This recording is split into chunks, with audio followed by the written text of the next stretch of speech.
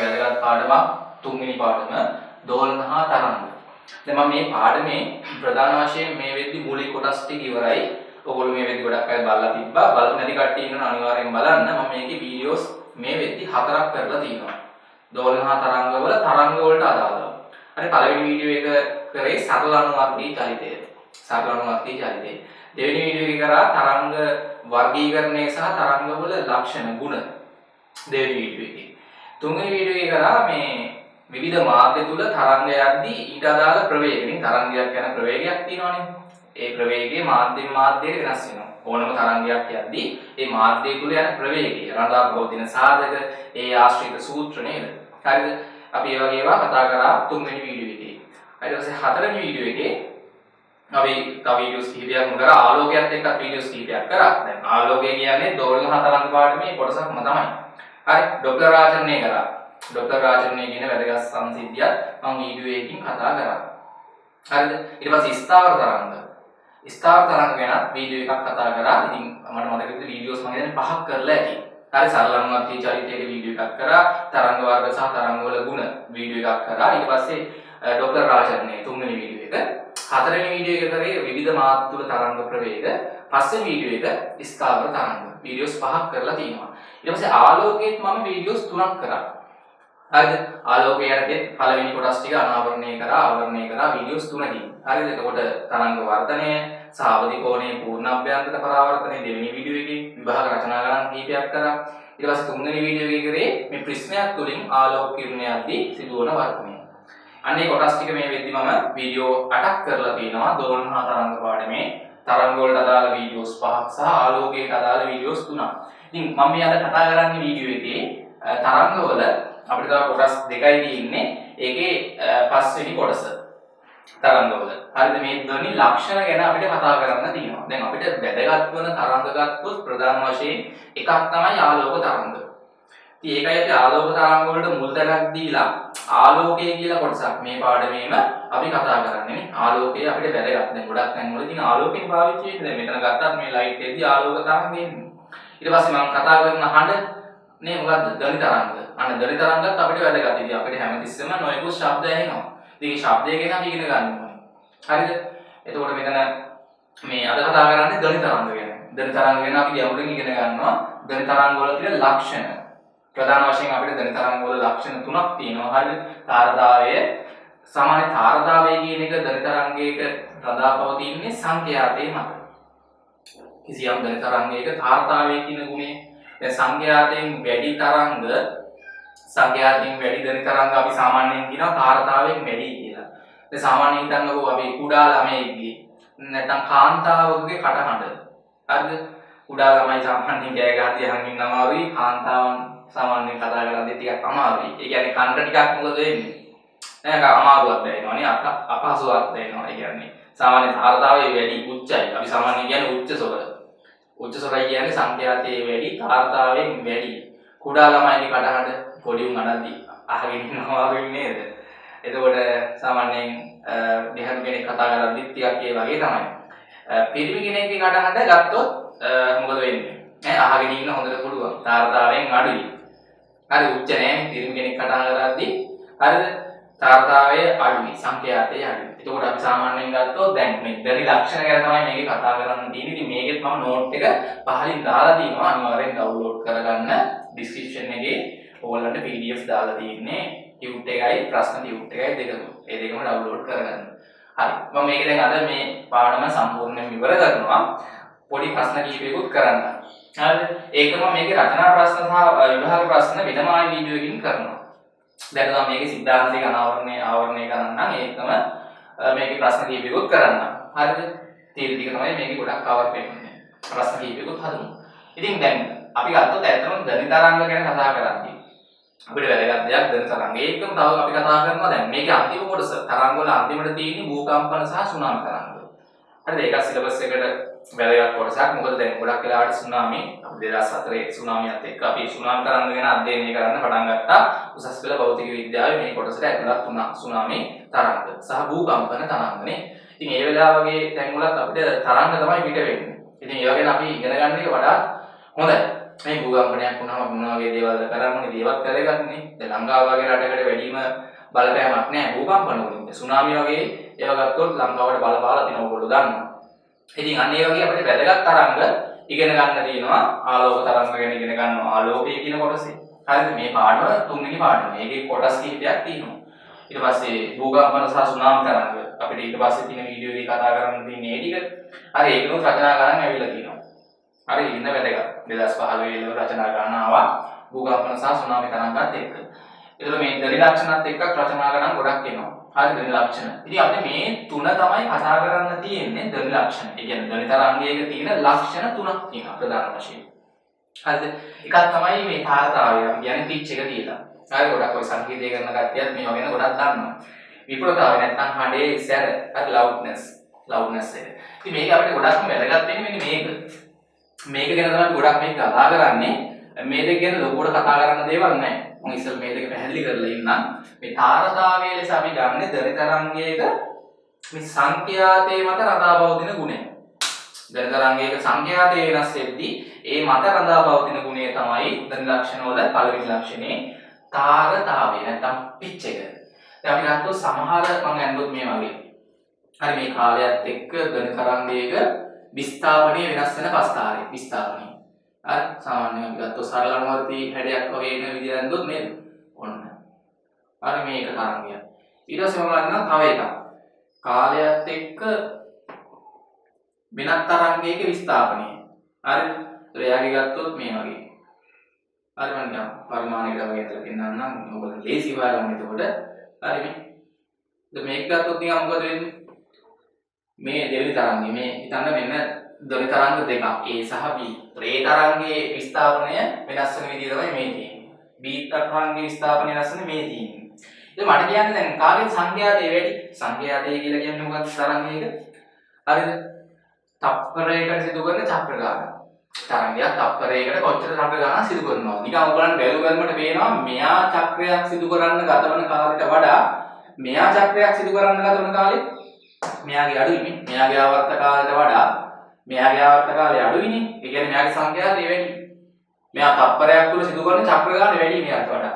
ඉතින් මෙයාගේ අපි කියනවා සංඛ්‍යාතය වැඩි ඒ තරංගයට වඩා B ගේ සංඛ්‍යාතය වැඩි. ඉතින් සංඛ්‍යාතය වැඩි වුණාම මෙයාගේ තාරතාවය වැඩි වෙනවා. පිච් එක වැඩි. තාරතාවය B තරංගයේ වැඩි. හරිද? ඒත් අපි සාමාන්‍යයෙන් ගත්තොත් මේකේ තාරතාවය අඩුයි. තාරතාවයේ සංඛ්‍යාතය අඩුයි. පැහැදිලි පිච් එක අඩුයි. ඉතින් සංඛ්‍යාතයත් එක්ක අපිට ලේසියෙන්ම තරංගයක් දුන්නාම කාගේද තාරතාවය වැඩි කාගේද තාරතාවය අඩු කියලා හොයාගන්න පුළුවන්. ඒ ලක්ෂණය තේරෙනවනේ නේ? ධනි ලක්ෂණ වල පළවෙනි එක ගැටලුවක් නැහැ. සාමාන්‍යයෙන් මතක තියාගන්න තාරතාවයෙන් වැඩි තරංග ගත්තොත් ටිකක් කන්ද අහන් වෙන චුට්ටි අමාරුවක් දැනෙනවා. පොඩි ළමයි කෑ ගහද්දී සාමාන්‍ය ගෑනු කෙනෙක් කතා කරද්දී තමයි නේද? තරංග හරියට තාරතාවය වැඩි ඒ වගේ ශබ්ද තරංග වල. හරියට තේරුම් ගන්න. ඒකට අපි සාමාන්‍ය පිළිම කෙනෙක් ගත්තොත් තාරතාවය අඩුයි. පිළිම කතාවක්. පැහැදිලිද? හොඳයි. දැන් අපිට ඔය වගේ තව මේකේ ලක්ෂණ දෙකක් කතා කරන්න දිනා මේ තාරතාවය ගැන මම කිව්වේ. මම ධනි ගුණය ගැන පස්සේ කියන්නම්. අපි මේකෙන් පස්සේ කතා කරමු ධනි ගුණය. ඒකේ ලොකු දෙයක් කතා කරන්න නැහැ. ධනි ගුණය කියලා කියන්නේ මේ අපි ශබ්ද තරංගයට අපිට විවිධ ශබ්ද තරංග ඇහෙනවනේ. නේද? ඔයගොල්ලන්ට සත්තු කෑ ගන්න ඒවා වාහනයක් දී වගේ ඒවා එහෙම දැන් මෙතනත් ඔයගොල්ලන්ට එක එක සවුන්ඩ් ඇහෙනවා. හරිද? ඒතකොට මගේ කටහඬට අමතරව සමහර සවුන්ඩ් ඇහෙනවා. හරිද? ඒතකොට ගැටලුවක් නැහැ මේ පාඩම කරගෙන යද්දී. හරි? ඒ ළමයි සමහර අය කමෙන්ට් කරලා දිනා මේ පැත්තේ මේ ගොඩක් ශබ්ද ඇහෙනවා කියලා. ඉතින් මේක අපිට කවර් කරගන්න තරම් බැලුවා ගියා ඉතින් සවුන්ඩ් ඇහෙනවා. එක එක ශබ්ද ඇහෙනවා. ඉතින් මොනවා කරන්නද? හරි ඉතින් ඔයගොල්ලෝ වැඩි අවධානයක් දෙන්න මම කියන එක. හොඳයි. එතකොට මේ ධනි ගුණය කියලා කියන්නේ දැන් අපිට එක එක ශබ්ද ඇහෙද්දී ඒ ශබ්දවල මේ quality එකක් තියෙනවානේ. ශබ්දයක තියෙන quality එක. අපි සාමාන්‍යයෙන් quality of sound කියලා තමයි කියන්නේ. ඒ sound එකේ දැන් සමහර ශබ්ද තියෙනවා පැහැදිලි නැහැ. සමහර ඒවා හොඳට පැහැදිලි. අනේ පැහැදිලිභාවයේ මත රඳාපවතින ගුණය තමයි ධනි ලක්ෂණවල මේ ධනි ලක්ෂණය තමයි ධනි ගුණය ලෙස අපි අදහස් කරන්නේ. සාමාන්‍යයෙන් මේක රඳාපවතින්නේ දැන් අපි කලින් කතා කරා මතකද ස්ථාවර තරංග යටතේ මේ ස්ථාවර තරංග වලට විතරක් නෙමෙයි කිසියම් වස්තුවක් ගත්තොත් එයාව කම්පණය වෙන සංඛ්‍යාත ගණනාවක් තියෙනවනේ. එයා කම්පණය වෙන අඩුම සංඛ්‍යාතේ මූලික තරණය. නේ දැන් අපි ගත්තොත් වස්තු දෙකක් හරිද? වස්තු දෙකක් ගත්තොත් ඒ වස්තු දෙක කම්පණය වෙන්න පුළුවන් ස්වභාවික සංඛ්‍යාවට ගණනාවක් තියෙනවා. නේ මෙයාගේ මූලික සංඛ්‍යාති හර්ට්ස් 100යි මෙයාගේ හර්ට්ස් 200යි කියලා හිතන්න වස්තු දෙකේ ඊට පස්සේ උපරිධානතාව හම්බ වෙනවානේ. අන්නේ වස්තු දෙකේ තියෙන දැන් එයාගෙන් ශබ්ද තරංග පිට වෙද්දී එයාගේ තියෙන මේ උපරිධාන මත නැත්නම් ප්‍රසංවාද අංක මත ප්‍රසංවාද අංක කොච්චරක් තියෙනවද මොන වගේ ප්‍රසංවාද සහිත සංඛ්‍යාතද තියෙන්නේ. අනේ ප්‍රසංවාද අංක මත තමයි එයාගේ තියෙන මේ සවුන්ඩ් එකේ ක්වොලිටි එක රඳා පවතින්නේ. ඒ කියන්නේ ධ්වනි ගුණය වෙනස් වෙනවා. ශබ්ද තරංග දෙකක් ගත්තාම හරි දැන් අපි ගත්තොත් මොකක් හරි ප්‍රභේද දෙකකින් නිකුත් වෙන ශබ්ද තරංග දෙකක්. ඒ ප්‍රභේද දෙකෙන් නිකුත් කරන්න පුළුවන් එයාට එක එක සංඛ්‍යාත තියෙනවා ස්වභාවික සංඛ්‍යාත මූලික තාණය, පළමු පරිතාණය ඔහොම දේවලනේ ප්‍රසංවාදාංක තියෙනවා. ඒකෝනේ ප්‍රසංවාදාංක මෙයාගේ වෙනස් වෙද්දී මේ දෙන්නගේ ධ්වනි ගුණය වෙනස් වෙනවා. මෙයාගේ නිකුත් කරන මේ ධ්වනියේ සහ මෙයාගේ නිකුත් කරන ධ්වනියේ තියෙන ධ්වනි ගුණය කියන ලක්ෂණය රඳාපවතින්නේ ඒකේ තියෙන ප්‍රසංවාදාංක මත නැත්නම් උපරිධාන මත. හරි උපරිධාන සංඛ්‍යාව නේ උපරිධාන මත තමයි උපරිධාන සංඛ්‍යාව මත තමයි ඒක තීරණය වෙන්නේ. ඉතින් අපි මේක ගැන ලොකුවට කතා කරන්න යන්නේ නැහැ. ඒක ඔය ටික විතරයි කියන්න තියෙන්නේ. ධ්වනි ගුණය යටතේ.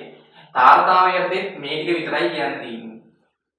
ඉතින් ඒකෝට මේ පාඩේ කොටස කරන්න දෙයක් නැද්ද? නෑ අපිට මෙන්න මේ විපුලතාවය කියන එක තමයි මේක ඉගෙන ගන්න තියෙන්නේ. ගොඩක් ගැඹුරටම. මේක තමයි සමීකරණ අපිට හම්බ වෙන්නේ. මේ දෙක ගැන කෙටියෙන් තියෙන්නේ. හරි ඒ දෙකේ ලොකුවට කතා කරන්න දෙයක් නෑ ඉතින්. ඉතින් තාර්තාවය කියන්නේ මොකක්ද කියලා අහුවොත් ධ්වනි තරංගයක ඒ ධ්වනි තරංගයේ තියෙන සංඛ්‍යාතයේ විශාලත්වයේ මත නදා පවතින්නේ. සංඛ්‍යාතයෙන් වැඩි තරංග තාර්තාවයෙන් වැඩි. පිච් එකකින් වැඩි. තාර්තාවයෙන් අඩුයි කියන්නේ සංඛ්‍යාතයෙන් අඩුයි. එච්චරයි කතා කරන්න තියෙන්නේ. ධ්වනි ගුණය කියන්නේ මොකද්ද? කිසියම් ධ්වනි තරංග නිකුත් කරන අපි ගත්තොත් වස්තුවක් නේද?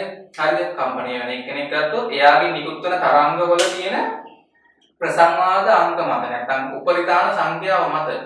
දැන් මෙයාට වඩා මෙයාගේ උපරිධාන ගාණ වැඩි වෙන්න පුළුවන්. එතකොට මෙයාගේ ධ්වනි ගුණය වෙනස් වෙනවා. නැත්නම් අපි කෙටියෙන් කියන්නේ කිසියම් සවුන්ඩ් එකක තියෙන මේ ක්වොලිටි එක. සමහර ශබ්ද ක්වොලිටි එකකින් වැඩි නේ. ධ්වනි ගුණය කියන්නේ ක්වොලිටි. ඒ සවුන්ඩ් එකේ තියෙන ක්වොලිටි එක. හරිද? ඒ ක්වොලිටි එක වැඩිද ක්වොලිටි එක අඩුද කියලා ඔයගොල්ලන්ට කිව්වා ඒකනේ. ශබ්ද දෙකක් මේ ශ්‍රවණය කරා. හරිද? ඒ වගේ ඒවා තමයි ධ්වනි ගුණය යටතේ කතා කරන්න තියෙන්නේ. මම දැන් මේ දෙක ආයේ කතා කරන්න යන්නේ නැහැ. ඒ දෙක මෙතනින් කතා කරලා ඉවරයි. ඒක ඇත්තටම කතා කරන්න දෙයක් නෑ ලොකුවට. ඒ වගේ තමයි සිලබස් එකේ දාලා තියෙන්නේ. හරි අපිට ධ්වනි ලක්ෂණ වලින් මේ ගැඹුරටම කතා කරන්න තියෙන්නේ මේ විපුලතාවයේවත් හඬේ සැර නැත්නම් ලවුඩ්නස් කියන එක. හරිද? ඒක වැදගත්. අපි ඒ ගැන කතා කරන්න එන්න ඕනේ. හරි ඊට කලින් මම පොඩ්ඩක් මේ කිව්ව දේවල් එක්ක පොඩි කොටස් ටිකක් කතා කරලා ඉන්නම් වැදගත් හින්දා. දැන් අපිට සමහර ශබ්ද ඇහෙද්දී කනට මිහිරක් දැනෙනවනේ. උදාහරණයක් කියන්නේ කනට මිහිරක් දැනෙන හඬවල් ඔයගොල්ලන්ට මොකද වෙන්නේ මතක වෙනවා සාමාන්‍යයෙන් සංගීත භාණ්ඩ වාදනය කරද්දී එන හඬවල් කනට මිහිරි නේද කම්කලුව කියලා කියන්නේ එහෙමද කනට මිහිරි සංගීත භාණ්ඩයක් වාදනය කරද්දී ඇත්තටම සංගීත භාණ්ඩයක් වාදනය කරද්දී හැබැයි ඒක ලස්සන වාදනය කරන්න ඕනේ හරිද සංගීතයේ භාණ්ඩ වාදනය කරන්න එක්කෙනෙක් වාදනය කරොත් නම් ඒක ඉවරයි අහන් ඉඳලා දුවන්න හිතෙනවා නේ හරි ලස්සනට අපි සංගීත භාණ්ඩයක් ලස්සන කියන්නේ හොඳ ශබ්දයක් වෙන විදිහට වාදනය කරොත් ඒ වාදනයේ හඬ සංගීත භාණ්ඩයෙන් පිට වෙන්නේ හඬනේ ශබ්දයෙන් පිට වෙන්නේ ගිටාරයක් හරි ඕගන් එකක් හරි මොකක් හරි. දැන් අපි සංගීත භාණ්ඩ ගැන මේක ඉගෙන ගන්න නැහැ. එතකොට දැන් විභාග ප්‍රශ්න වලට එහෙම සම්බන්ධ වෙලා තියෙනවා ඡේද ප්‍රශ්න. හොඳට සංගීත භාණ්ඩයකින් ගත්තොත් මෙන්න මේ වගේ ලස්සනට හරිද? අපි ගත්තොත් මේ වගේ හඬක් තමයි එතකොට එන්නේ. ඒ කියන්නේ කම්කලුව කියන්නේ හොඳට මිහිරි හඬක් ගත්තොත්. හරිද? මිහිරි හඬක් ගත්තොත් ඔය වගේ ලස්සනට විස්ථාපන කාල පස්තාරයේ සම්මිතික වෙනවා. ഘോഷාකාරී හඬක් ගත්තොත් මොනවද ഘോഷාකාරී හඬක් කියලා කියන්නේ? දැන් ඔයගොල්ලෝ පිරිසක් රැස් වෙලා ඉන්න තැනක ඉන්නවා. මෙතන ඉන්නවා මිනිස්සු 20ක් 30ක්. අපි මාළු කටේ වගේ කට්ටිය කතා කරනවා. කතා කරද්දී ඔයගොල්ලන්ට ඇහෙන හඬ නිකන් ഘോഷාකාරී. ඊට පස්සේ ඔයගොල්ලෝ පාරක් අයිනිද්දි වාහන යනවා ශබ්දවත් දෙක එක වෙනවා. අන්න ඒ වගේ වෙලාවක ඇහෙන්නේ ഘോഷාකාරී හඬක්. හරි ඊට පස්සේ මම මෙතන ගත්තොත් වීදුරුවක් පිගානක් අතාරිනවා. හරි අතාරින්නේ නැහැ. අතහැරියාම බිමට වැටලා බින්දිනවා. බින්දිනාමත් එන හඬක් ටිකක් නිකන් මොකද ഘോഷාකාරී හඬක් වගේ එන්න පුළුවන්. අන්න ඒ වගේ ශබ්ද තරංගයක විස්ථාපන කාල අවස්ථාවේ මෙන්න මේ වගේ එන්නේ. හරිද? ඔන්න ඔය වගේ තේරුණා. අර ස්මූත් නෑ ක්‍රමානුකූලව නෑ. දැන් මේකේ ක්‍රමානුකූලයි. ස්මූත් ගතිය තියෙනවා. එතකොට මිහිරි හඬක් එන්නේ. මේක ഘോഷාකාරී හඬක් නේ. තරුණික රළු භාවයක් පෙන්වන්න කරනවා නේද? අන්න ഘോഷාකාරී හඬක් සහ මීරි හඬක විස්ථාපනකාර ප්‍රස්තාරය. ඒවත් පොඩ්ඩක් දැනගන්න බහුවර්ණ වලටම අහලා තියෙනවා. හරි. ඊළඟට දැන් අපි ගත්තොත් ඇත්තට මේ දණිය කියලා කියන්නේ මොකද්ද? දණිය කියලා කියන්නේ මිනිහාගේ කන විතරක් නෙමෙයි සත්තුන්ගේ කන ගන්නත් පුළුවන්. නේද? අපිට ශබ්ද තරංග ඇහෙන්නේ කන කියන මේ අපේ ශරීරයේ තියෙන කොටස නිසානේ. මිනිසුන්ට ඕන සත්තුන්ට ඕන එක්කෙනෙක්ට. එතකොට දණිය අපි අර්ථ දක්වන්නේ හරි මේ කනෙහි සංවේදනයේ ඇති කරන්න පුළුවන්. කනක මිනිස් කනක විතරක් නෙමෙයි ඕනම සතෙක්ගේ කනක. හරි සංවේදනයේ ඇති කරන්න පුළුවන් මේ ශක්ති ප්‍රවේදය, ශක්ති විශේෂය. දණිය කියන්නේ ශක්තියක් තරංගයක් නේ. ඕනම තරංගයක් ශක්තිය ලෙස ගන්නවා. තරංගයක් කියන්නේ ශක්තියක් නෑනේ. එතකොට මිනිස් කනක විතරක් නෙමෙයි ඕනම මේ කනක හරිද මේ සංවේදනය. දැන් කනට දැන් ඕගොල්ලන් මේ වෙලාවේ මම කියනවා ඇහෙන්නේ කන් නිසා කන් දෙකක් නැත්නම් ඇහෙන්නේ නෑ නේද? එතකොට ඒ කන්නේ සංවේදනය ඇති කරන්න පුළුවන් ශක්ති ප්‍රවේදය අපි දණිය ලෙස අර්ථ දක්වනවා. දණිය තරංග ලෙස අර්ථ දක්වනවා. එතකොට දැන් කන ගැන මම මේක කතා කරන්නේ නැහැ මම කියුට් එකේ දාලා දිනවා. දැන් බයෝ කරන කට්ටිය නම් ඒවා ඉගෙනගෙනත් ඇත්තේ. ඉතින් ඒවත් පොඩ්ඩක් බලන්න මේ කොහොමද අපිට ශබ්ද තරංගයක් මෙතනින් ඇතුල් වෙලා මේ අපි සාමාන්‍යයෙන් ගත්තොත් කනේ මේ විභාග ගණන් තියෙනවා මම මේක පස්සේ හදන්නම් ඊළඟ වීඩියෝ එකේ. මේ කනේ ප්‍රධාන වශයෙන් කොටස් තුනක් තියෙනවානේ. පිට කන, මැද කන, ඇතුළු කන. හරිද? ඒකට මෙතනින් ඇතුළු වෙන තරංග වේගයෙන් ඇතුළුලා මේ කර්ණ සංකේය, කර්ණ කඩා පටලේ ඔය කම්පණය වෙලා අන්නාද වෙලා තමයි ඒ තරංගය ඇතුළෙන් මෙයා ශ්‍රවණය කරගෙන අපිට ශබ්දයක් ලෙස දැනෙන්න සලස්වන්නේ. කන ගැනත් ඕගොල්ලන්ට වැදගත් ඉගෙන ගන්න. ඕලෙවල් කාලෙත් මම හිතන්නේ ඉගෙනගෙන ඇති. කොහොමද බයෝ කරන ළමයිට කන ගැන තියෙනවා ඉගෙන ගන්න. හරි මම විභාග ගණන් හදි පොඩ්ඩක් පැහැදිලි කරන්නම්. කනේ සිදුවන ක්‍රියාවලිය. විභාග ගණනක් ඇවිල්ලා තිබ්බා. ඡේද ප්‍රශ්නය. හොඳයි. ඒකත් පොඩ්ඩක් මතක තියාගන්න. එතකොට මේ මිනිස් කනකට දැන් ශ්‍රවණය කරන්න පුළුවන් දැන් ශබ්ද තරංග වල එක එක සංඛ්‍යාත දිනවනේ. දැන් සාමාන්‍ය අපේ මිනිහෙක්ගේ කනක් ගත්තොත් මිනිස් කනකට ශ්‍රවණය කරන්න පුළුවන් ශබ්ද තරංග වල සංඛ්‍යාත පරාසයක් තියෙනවා. සාමාන්‍යයෙන් අපිට ශ්‍රවණය කරන්න පුළුවන් ශබ්ද තරංගයක අඩුම සංඛ්‍යාතය හර්ට්ස් 20යි. ඒ කියන්නේ හර්ට්ස් 20ට වඩා සංඛ්‍යාතයේ අඩු ධ්වනි තරංගයක් අපේ කනට වැදුනොත් අපිට ඒක සංවේදනය කරගන්න බෑ. දැන් අපිට බැලුනාට සමහර සත්තුන්ට පුළුවන්. දැන් උදාහරණයක් තමයි ඔයගොල්ලෝ සමහරට අහලා ඇති සුනාමි තරංගය ඇති වුණාම ලංකාවේ. දැන් මිනිස්සුන්ට ඒක දැනෙන්න ගත්තේ වතුර ගොඩබිමට එද්දිනේ. නැත්තම් මුලින්ම ඒක ගැන අත්දැකීමක් තිබෙන්නේ නැහැ මිනිස්සුන්ට. දැන් ඔයගොල්ලෝ සමහරට අහලා ඇති සුනාමි තරංගය ඇති වෙද්දී මුලින්ම මොහොතේ වතුර අඩු වුණානේ කියන වතුර ටික ඇතුළට ගියා. ඊට පස්සේ තරංගයක් වශයෙන් ආයි තරංග මේ ජලයේ ගොඩබිමට ගලාගෙන ආවනේ. ඒතකොට ඒකෙදි මුලින්ම මේ සත්තුන් කලබල වුණා කියලා ඔයගොල්ලෝ අහලා ඉතින් සත්තුන්ට ඒක දැනුණා. ඒ කියන්නේ භූකම්පනයක් නිසා සුනාමි තරංගය ඇති වුණාම ඒ තරංගයේ හිතන්නකෝ තියෙන සංඛ්‍යාතය හර්ට්ස් 20ට වඩා අඩු වුණාම හරිද අපිට ඇහෙන්නේ නැහැ. භූකම්පනයක් වුණාට පස්සේනේ සුනාමි තරංගයෙන් පැයක් දෙකක් ගිහිල්ලා. ඉතින් දැන් අපි ගත්තොත් සත්තු කලින් කලබලලා තිබ්බනේ. හරි ඒක නේද ඔයගොල්ලෝ අහලා ඇති. එතකොට කුරුල්ලෝ හරි කුරුල්ලෝ සමහර මේ ගවයෝ හරක් හරි බාල වගේ උන් දැන් අපිට මේ සංවේදනය වෙන අඩුම සංඛ්‍යාතය හර්ට්ස් 20. සතුන්ට සංවේදනය වෙනවා 20ට වඩා අඩු වෙනවා. හරි මේකත් පොඩ්ඩක් දැනගන්න. ඒකත් මතක තියාගන්න. එතකොට දැන් මේ හර්ට්ස් 20ට වඩා අඩු ශබ්ද තරංග අපිට ඇහෙන්නේ නැහැ. කියන්නේ කණ්ඩ ඇවිල්ලා වැදුනට අපිට ඒක සංවේදනය කරගන්න බැහැ. දැන් මෙතන හිතන්නකෝ කවුරු හරි මේ ශබ්දයක් නිකුත් කරනවා හර්ට්ස් 20ට වඩා අඩුයි. ඉතින් මගේ කනට ආවට ඒක මට ග්‍රහණය කරගන්න බැහැ. හැබැයි මෙතන වෙන සතෙක්ට ඒක ග්‍රහණය කරගන්න පුළුවන්. බල්ලෙක් පූසෙක් හිටියත් ඌට ඇහෙනවා. අපිට ඇහෙන්නේ නැහැ. හරි ඉතින් අපි සාමාන්‍යයෙන් මේක ගන්නවා අපිට මේ ශ්‍රවණය කරන්න පුළුවන් ධ්වනි තරංග වල සංඛ්‍යාත පරාසය හර්ට්ස් 20යි හර්ට්ස් 20000යි අතර. හරිද? මෙන්න මේ සීමාව තුල සංඛ්‍යාතයක් සහිත ශබ්ද තරංගයක් අපේ කනකට ආවොත් අපිට ඒක ශ්‍රවණය කරගන්න පුළුවන්. හරිද? හැබැයි මේ එන සංඛ්‍යාතයේ මේ වැඩි වෙන්න හර්ට්ස් 20 100 1000 2000 10000 කොහොම ඇවිල්ලානේ 20000ට වගේ කිට්ටු වේදී කරන්න අමාරුයි. දැන් හර්ට්ස් 20000ක වගේ සංඛ්‍යාතයක් තියෙන ශබ්ද තරංගයක් කණෙන් අපි අහද්දි කනට මාර අමාරුවක් දැනෙනවා. නිකන් කන් අඩිය පැලෙන්න ඕන වෙන්න වගේ තියෙන්නේ. හරි? ඒ වගේ අත්දැකීම් ඕගොල්ලන්ටත් ඇති. එතකොට දැන් හර්ට්ස් 20000ට වඩා වැඩි සංඛ්‍යාතයක් තියෙන ධ්වනි තරංග නැද්ද? තියෙනවා. දැන් සාමාන්‍ය බෝම්බයක් පුපුරද්දී හරි බෝම්බයක් පුපුරද්දී ඒ හරියට කවුරු හරි සමහරවිට බෝම්බේ තියෙන අර කෑලි වැදිලා හානි වෙන්නේ නැතුව බෝම්බේ පිපිරීම නිසා පිටවන ශබ්දයෙන් කන පැලෙනවා කියලා කියන්නේ. හරි මේක කන කැල්ලලා මෙහෙම ලේ එන්න ගන්නවා. ඒ වගේ අවස්ථා වෙන්න පුළුවන්. ඒතකොට බෝම්බයක් පුපුරද්දී ඒ පිටවන ශබ්ද සංඛ්‍යාතය හර්ට්ස් 20000ට වඩා වැඩි. හර්ට්ස් 20000ට වඩා වැඩි ඒවා තියෙනවා. ඒ වගේම හර්ට්ස් 20ට වඩා අඩු සංඛ්‍යාත සහිත ශබ්ද තරංග තියෙනවා. අපි මේකෙන්ද මේ තියෙන්නේ මිනිස් කනකට ශ්‍රවණය කරන්න පුළුවන් සංඛ්‍යාත පරාසය. මිනිස් කනකට ශ්‍රවණය කරගන්න පුළුවන් ශබ්ද තරංග වල සංඛ්‍යාත පරාසය. මේක සාමාන්‍ය පරාසය. මේකට වඩා අඩු සංඛ්‍යාතයක් තියෙන මේකට වඩා අඩු සංඛ්‍යාතයක් තියෙන ශබ්ද තරංග වලට අපි කියන්නේ අදෝධනි තරංග. අදෝධනි තරංග. අදෝධනි තරංග. හරිද? එතන හර්ට්ස් 20000ට වඩා වැඩි සංඛ්‍යාතයක් තියෙන තරංග වලට අපි කියනවා අතිධ්වනි තරංග. ඒක වඩා මතක තියාගන්න විභාග ගණන් වල අහලා තියෙනවා අතිධ්වනි තරංග. හරිද? අතිධ්වනි තරංගත් අපිට ගොඩක් තැන් වල පාවිච්චි කරනවා. අදෝධනි තරංගත් පාවිච්චි කරනවා. සමහර අවස්ථාවල දැන් මුදේ ගැඹුරු මනින්දි මම සමහර ටියුටර් එකක් දාලා තිබ්බ ඕගොල්ලෝ ඩොක්ටර් රාජන්‍යත් එක්කනේ. හරිද? ඊට පස්සේ සාමාන්‍යයෙන් අර මිනිහෙන්ගේ මේ රුධිරය යන වේගය මනින්දි ඒ වගේව පාවිච්චි කරනවා. අතිධ්වනි තරංග සහ මේ අදෝධනි තරංග.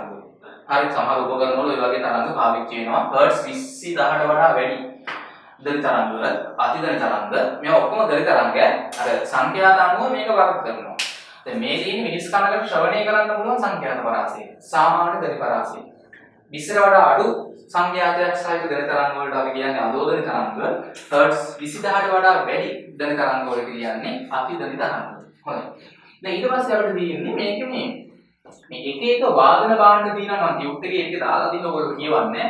දැන් අපිට සාමාන්‍ය වාදන භාණ්ඩ කොටස් තුනකට වෙන් කරන්න පුළුවන්. වාදන සංගීත භාණ්ඩනේ වාදන භාණ්ඩ නැත්නම් සංගීත භාණ්ඩ. හරි එකක් තමයි මේ තත් භාණ්ඩ. තත් භාණ්ඩ. තත් භාණ්ඩ. තත් භාණ්ඩ කියන්නේ මොනවද? නිකන් තතක් කම්පණය කිරීමෙන් ශබ්ද තරංග නිකුත් කරන්න පුළුවන් උපකරණයක් අපි තත් භාණ්ඩයක් ලෙස හඳුන්වනවා. තතක් කියන්නේ කම්බියක් තන්තුවක්. උදාහරණ මොනවද? ගිටාර එක, වයලීන් එක. නේ එක වගේ එක එක මේ උපකරණ දිනන සංගීත භාණ්ඩ. ඒක අපි කරන්නේ තන්තුව නැත්නම් කම්බිය කම්පණය කරලා ගිටාරයක් ගද්දී, වයලීන් එකක් ගද්දී අපි ශබ්ද තරංග පිට කරනවා.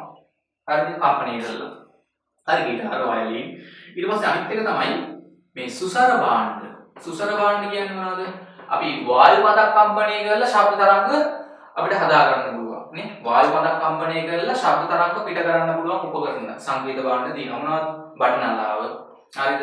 ඊට පස්සේ අපි ගත්තොත් නේ ඕගන් එක නේ කටින් පිබලා අපිට ශබ්ද තරංග ඇති කරන්න පුළුවන්. ඒකෙදි කම්පණය වෙන්නේ ඇතුළේ වායු පද. වාතය තමයි කම්පණය වෙන්නේ. හරි. ඉතින් ඔයාලා ඇත්තටම ස්ථාවර තරංග ඇති වෙන්නේ.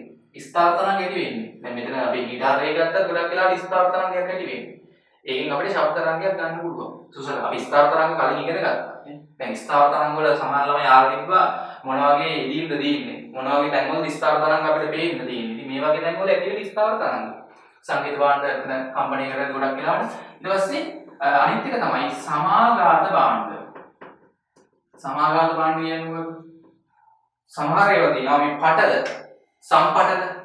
සම්පටල කම්පණය තබ්ලා හරිද ඊට පස්සේ අපි සාමාන්‍ය අර ගහන්නේ මේ වගේ මොකක් හරි කම්පන පටලයක් තියෙන්නේ තබ්ලාව බෙර දවුල් මේ තම්මැට්ටම් අන්න ඒවට අපි කියන්නේ සමාගාත භාණ්ඩ. මේකේ කම්පණය වෙන්නේ එතකොට පටලයක්. සාමාන්‍ය සතෙක්ගේ කමින් ගත්ත පටල තමයි ගොඩක් වෙලාවට ඕල ගන්නවා. හරි මේක අපිට කම්පණය කරලා ශබ්ද තරංග පිට කරන්න පුළුවන්. සුසල භාණ්ඩ කියන්නේ අපිට කටින් පිඹින්න ඕනේ නෑ. කොහොමද අපිට පිඹලා වාත පදක් කම්පණය කරලා ශබ්ද තරංග පිට කරගන්න පුළුවන් උපකරණ. තත් භාණ්ඩ. දැන් අපිට මේක ඇත්තට මේ තත් භාණ්ඩ ගැන චුට්ටක් තියෙනවා කතා කරන්න. මම මේකේ වැඩිපුර තොරතුරු නෝට් එකේ දාලා තිනවා. හරිද? මම අවශ්‍ය දේ විතරයි මෙතන විස්තර කරන්නේ. අවශ්‍ය කට්ටිය ඒවා ඩවුන්ලෝඩ් කරගෙන කියවන්න ලියුට් එක. තත් භාණ්ඩයක මේ අපි ගත්තොත් සංඛ්‍යාත නැත්නම් අපි කියන්නේ දැන් සංඛ්‍යාතයත් එක්ක නදාපවතින්නේ තාරතාවයනේ. හරි තාරතාවය ගැන කතා කරා සංඛ්‍යාතයත් එක්ක නදාපවතින ගුණය තාරතාවය. දැන් තරංගය. හරිද? ඊට පස්සේ අර උපරිතාන සංඛ්‍යාව මතනේ ප්‍රසංවාද අංක ප්‍රමාණි මත නදාපවතින්නේ අපිට ඊළඟ ගුණය මේ ධනි ගුණය කියන එකනේ ලක්ෂණය ධනි ගුණය කියන එක. මම මේක දැන් ඔතනින් පස්සේ තමයි අපි අර දෙවෙනි ධනි ලක්ෂණයට එන්නේ. හරිද? විපුලතාවයවත් හඬේ සැර. මේකෙන් පස්සේ අපිට ඒකට තමයි එන්න තියෙන්නේ. ඒක තමයි ටිකක් ඉගෙන ගන්න තියෙන්නේ. අර ගණන් වලටත් එන්නේ ඒකත් එක්ක. හොඳයි. හරි. දැන් තත් භාණ්ඩයක් අපි ගත්තොත් හිතන්න මෙන්න වයලින් කම්බිය, ගිටාර කම්බිය. හරි. මේකේ දිගක් තියෙනවානේ. හරි අපි දන්නේ මේක මූලික තාලයේ සහිතව කම්පණය කරොත් පොඩු එකක් නේ ඇති වෙන්නේ. ගිටාර් එකේ කම්බිය. නැත්නම් වයලින් එකේ කම්බිය. ඒතර මේකේ අපි ගත්තොත් දිග තන්තුවේ කම්බියේ L. මේ වෙලාවේ නිකුත් කරන සංඛ්‍යාත F නෝට්. හරි මේ වෙලාවේ ස්ථාන තරංගයක් නැති වෙන්නේ නේ. හරි මේ දෙක අතලව අපි සම්බන්ධ කරලා තියෙනවා දෘඩව දෙපැත්තට. ඉතින් මෙතන අපි කම්පණය කරද්දී මෙහෙම පතනය වෙන තරංගයයි මේ දෙකේ වැදිලා එන පරාවර්තන තරංගයයි අවිස්ථාපනය වෙලා ස්ථාවර තරංගයක් ඇති වෙනවා. මැදින් කම්පණය කරොත් කුඩුවක් එන්නේ. මැදින් අල්ලගෙන මෙහෙන් කම්පණය කරොත් මෙතනත් කුඩුවයි මෙතනත් කුඩුවයි. මතකයිනේ කලින් වීඩියෝ එකේ අපි කරා. එතකොට මෙතන අපි තරංගායාමී කුඩු දෙකක දිගනේ තරංගායාමී කියන්නේ. එහෙනම් කුඩුවක දිග තරංගායාමී භාගයක් වෙනවා. ලැම්ඩා බෙදීම 2යි කුඩුවක දිග. සමානයි මේ තන්තුවේ කම්බියේ දිගට. ලැම්ඩා සමානයි 2යි. මේකට අපි දාමු ගණිත තරංගයේ යන වේගය v. හරිද v? v සමානයි අපිට කියන්නේ ගණිත තරංගයේ යන වේගය. මෙතන ඇත්තනම මේ ගණිත තරංගය කියන්නේ තීව්‍ර තරංගයක් කියන්නේ අපිට පිට වෙන්න ගණිත තරංගයේ ශබ්දයේ මේක දිගේ යන්නේ තීව්‍ර තරංගයක්. මේක කම්පණය කරද්දී මේක දිගේ යන්නේ තීව්‍ර තරංගයක්. ඊට පස්සේ අපිට එතනින් පස්සේ තමයි ගණිත තරංගයේ ඇහෙන්න ගන්නෙ. හරිද? මේක දිගේ යන ගණිත තරංග මේ තීව්‍ර තරංගයේ ප්‍රවේගය මතකද v සමානයි t යට m වල වර්ගමූලය. මොකද්ද t සහ m කියන්නේ? t සහ m කියන්නේ මොකද්ද?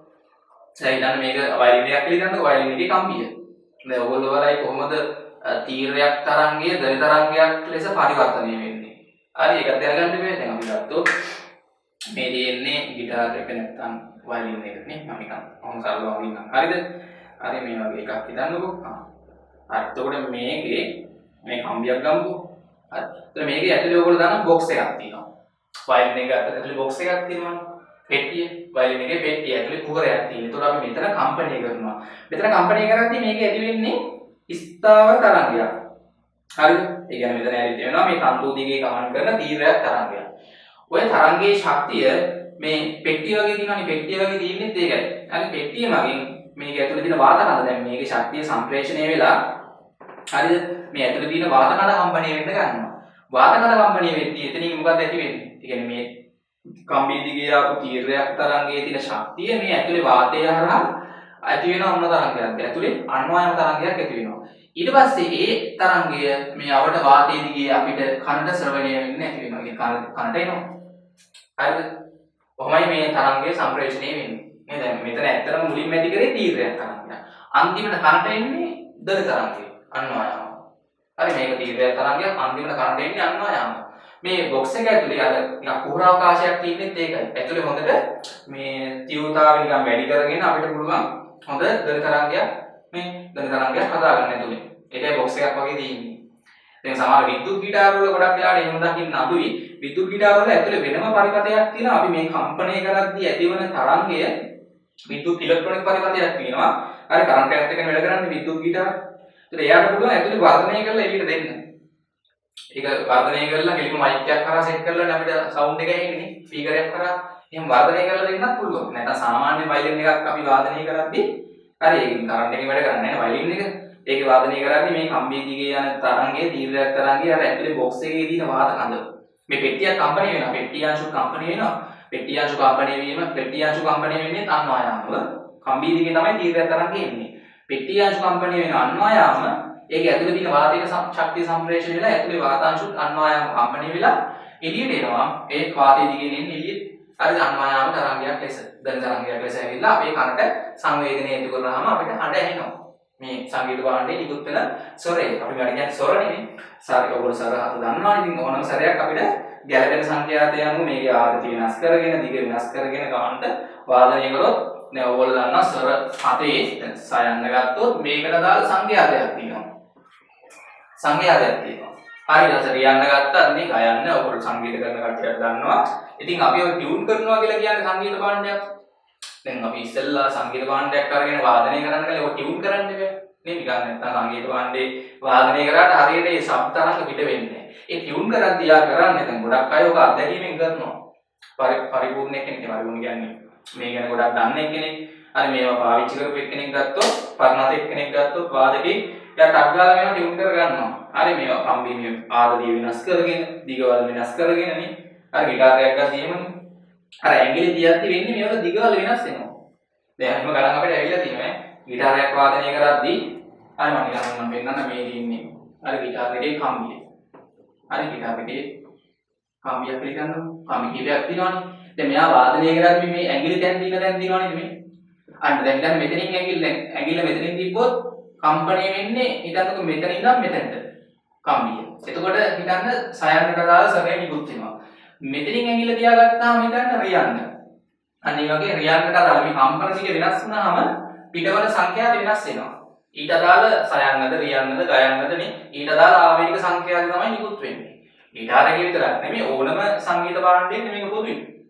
මේ සංගීත භාණ්ඩ වර්ග තුනට මොක පොදුයි. හැබැයි මෙහෙම දෙයක්ත් තියෙනවා.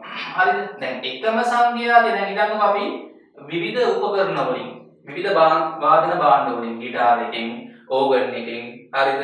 ඊට පස්සේ වයලින් එකෙන් අපි සයන්න වාදනය කරොත් එකම සංඛ්‍යාව නම් තමයි. හැබැයි ඒක අපිට කනට දැනෙන්නේ ක්‍රම තුනකටනේ. يعني ගිටාර එකෙන් සයන්න වාදනය කරද්දී සහ ඕගන් එකකින් සයන්න වාදනය කරද්දී වයලින් එකකින් සයන්න වාදනය කරද්දී මේ තුන අපිට වෙන වෙන වශයෙන් හඳුනා ගන්න පුළුවන්. හරිද? අතන මේ හඳුනා ගැනීමේ හැකියාවත් අර මම කියවනේ දැන් ධ්වනි තරංගවල ලක්ෂණ තුනක් තියෙනවානේ. තාරතාවය, විපුලතාවය, ධ්වනි ගුණය. අනේ ධ්වනි ගුණය නිසා තමයි ඒක එහෙම වෙන්නේ. ඒ ධ්වනි ගුණය කියන එකත් වැදගත්. හරිද? ඒ ධ්වනි ගුණය නිසා තමයි එකම සංඛ්‍යාතයේ සහිත අපි ගත්තොත් හඩක් වාදනය කරද්දී උපකරණ කිහිපයකින් ඒ උපකරණ කිහිපයෙන් ඇතිවන හඬවල් අපිට වෙනස්ව කියන්නේ වෙන හඳුනා ගැනීමේ හැකියාවක් තියෙනවා අපේ කනට. ඒකට හේතුව තමයි මේ ධ්වනි තරංගවල තියෙන ධ්වනි ගුණය. ඒ හඬේ තියෙන ක්වොලිටි එක. මොකද ඕගන් එකකින් සයන්න වාදනය කරද්දී එක ක්වොලිටි එකක්. අර ගිටාර් එකකින් සයන්න වාදනය කරද්දී තව ක්වොලිටි එකක්. ඒක අපිට වෙන හඳුනා ගැනීමේ හැකියාවක් තියෙනවා. අන්න ඒ ගුණයට අපි කියනවා ධ්වනි ගුණය කියලා. ඒ ලක්ෂණය ධ්වනි තරංගවල තියෙන වැදගත් ලක්ෂණය. ඒක ගැන අපි ගොඩක් කතා කරන්න යන්නේ නැහැ. ඔය විතරයි. කාරතාවයේ දුරට කතා කරන්න දෙයක් නැහැ නේ. සංඛ්‍යාතේ මත නදාපවතින්නේ කාරතාවය. පැහැදිලිද? ඊවත් පොඩක් තේරුම් ගන්න. හොඳයි. මම මෙතන කියන්නේ මේකේ මේ සංඛ්‍යාතේ නැත්තම් මේ තත් භාණ්ඩයක කාරතාවයේ නදාපවතින සාධක මොනවද කියලා බලමු. හරි. මේ තියෙන කම්බිය. ඉතින් මට කියන්නේ මේ වෙලාවේ මේක දිගේ යන තීරයක් තරංගයේ සලකලා දානවා v සමානයි f ලැම්ඩා. v ට දාමු t යට m. සංඛ්‍යාතේ f note. තරංග ආයාමය දෙකයි. හරි අපි මේක f නෝට් උක්ත කරගමු. මෙතන ඕගොල්ලන්ට මතකද තව සූත්‍රයක් ඒකක දිගක ස්කන්ධය සමානයි කම්බියේ හරස්කඩ වර්ගඵලයේ වතාවක් ඝනත්වය. කම්බියේ හරස්කඩ වර්ගඵලයේ වතාවක් ඝනත්වය. හරි f නෝට් වතාවක් දෙකයි. කම්බියේ හරස්කඩ වර්ගඵලයේ නේ දැන් කම්බියේ ලොකෝට මම අදලා පෙන්නන්න මෙන්න. කම්බියේ මෙතන තියෙන ද්‍රව්‍යමාන කම්බිය මේ කම්බිය. මේකේ විස්කම්බියේ d. හරිද? දිග තමයි එන්නේ. ඒතර හරස්කඩ වර්ගඵලයේ phi d බෙදීම දෙකේ වර්ගයනේ. හරස්කඩ වර්ගඵලයේ phi r වර්ග. d බෙදීම දෙකේ වර්ගය. ඒතර a සමානයි phi d වර්ගයට 4. ඔය ටික වැදගත්. හරි. උතනින් පස්සේ මම අර ගත්ත සම්බන්ධිත ඔය ආදේශ කරලා බලමු. මම මේකේ f නෝට් උක්ත කරගන්නම්කෝ. f නෝට් උක්ත කරොත් 1 යට 2l නේ. 1 යට 2l t යට a රෝ a ට දානවා phi d වර්ගයට 4 වතාවක් රෝ. හරිද? මෙතන ඔයගොල්ලන්ට බලන්න හැකි f නෝට් සමානයි 1 යට 2l මේ වර්ගමූලය t වර්ගමූල t දෙකීම 5. කාට කියනවා මේ d වර්ගයේ වර්ගමූලය කියලා එළියට ගත හැකිනේ. d වර්ගයේ එළියට එද්දී වර්ගමූලයක් එක්ක එළියට එද්දී d වෙලා එන්නේ. d වර්ගයේ වර්ගමූල දුන්නාම d නේ. d.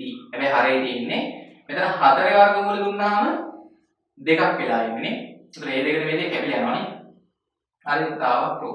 දැන් ඔතනින් පුළුවන් මේ තත් භාණ්ඩයක තන්තු කම්පණය වන සංගීත භාණ්ඩයක තාරතාවය සංඛ්‍යාතය කියන්නේ තාරතාවයේ මත නදාපවතින්නේ. ඒ තාරතාවයේ සංඛ්‍යාත මත නදාපවතින හින්දා තත් භාණ්ඩයකින් නිකුත් වන ස්වරයක තාරතාවයේ නදාපවතින ගුණ මොනවද තියෙනවා? තාරතාවයේ නදාපවතින්නේ මොන සාධක මතද? එකක් තමයි කම්බියේ දිග. කම්බියේ දිග වැඩි කරොත් මේ ප්‍රතිලෝමයිනේ. හරිද? සංඛ්‍යාතයේ තාරතාවය අඩු වෙනවා. කම්බියේ හරස්කඩ වර්ගඵලය වැඩි කරොත් ඒ කියන්නේ මහත කම්බියක් දැම්මත් තාරතාවය අඩු වෙනවා. සංඛ්‍යාතය අඩු වෙනවා. ඊට පස්සේ මේ ඝනත්වයේ හරස්කඩ මෙතන අපි ගත්තොත් 5 නේ 5 හරි. හැබැයි ආතතිය වැඩි කරොත් තාරතාවයේ සංඛ්‍යාතය වැඩි වෙනවා. හරි. ඒක ආතතිය වැඩි කරොත් වෙන්නේ සංඛ්‍යාතය වැඩි වෙනවා. හැබැයි මතක තියාගන්න දිග සහ විස්කම්භයේ කම්බියේ නැත්නම් ඝනත්වයේ වැඩි කරොත් මොකද වෙන්නේ? තාරතාවේ නැත්නම් සංඝාතය අඩුවීමක් තමයි වෙන්නේ කරන්නේ. ඒවත් පොඩක් මතක තියාගන්න ප්‍රශ්න වලට එනවා. හොඳයි. දැන් අපි මූලික වශයෙන් ওই ටික කතා කරන්න තියෙනවා. මම දැන් මේකෙදී මේ ධ්වනි තරංග වල තියෙන ලක්ෂණ වලින් දෙකක් කතා කරා. තාරතාවයයි ධ්වනි ගුණයයි කියන ලක්ෂණ දෙක. ඒ ටික තේරෙනවානේ. දැන් අපිට තව මේ එකයි කතා කරන්න තියෙන්නේ. හරිද? ධ්වනි තරංග වල ලක්ෂණ අනිත් එක මොකද්ද? මේ විපුලතාවයේවත් හඬේසර. අපි ඒ ගැන කතා කරන්න පටන් ගමු. දැන් අපි එන්න හදන්නේ මේ ධ්වනි ලක්ෂණ වල වැදගත්ම අවස්ථාවට. අපි දැන් මේ වෙද්දී ධ්වනි ලක්ෂණ දෙකක් කතා කරා. පළවෙනි එක තාරතාවය, ඊට පස්සේ කතා කරා ධ්වනි ගුණය කියන ලක්ෂණය. තව අපිට එකයි කතා කරන්න තියෙන්නේ. ඒක තමයි මේක ගොඩක්ම කතා කරන්න දෙන්නේ. මේකේ ආශ්‍රිත සමීකරණ ගණන් ටික හදද්දී වැදගත් වෙන්නේ මේ කොටස. මෙන්න මේ අපි කතා කරන්න හදන්නේ විපුලතාවය. හරි විපුලතාවය නැත්නම් අපි කියනවා හඬේ සැර ගතිය. දැන් සමහර ශබ්දවල දැන් අතරම තරංගයක් කියන්නේ ශක්තියක් නෑන්නේ. දැන් ධන තරංගයක් කියන්නේ ඒකේ ශක්තියක් නෑන්නේ. ඒ තරංගේ සමහර තරංග වල ශක්තිය වැඩි. හඬේ සැර ගතිය වැඩි.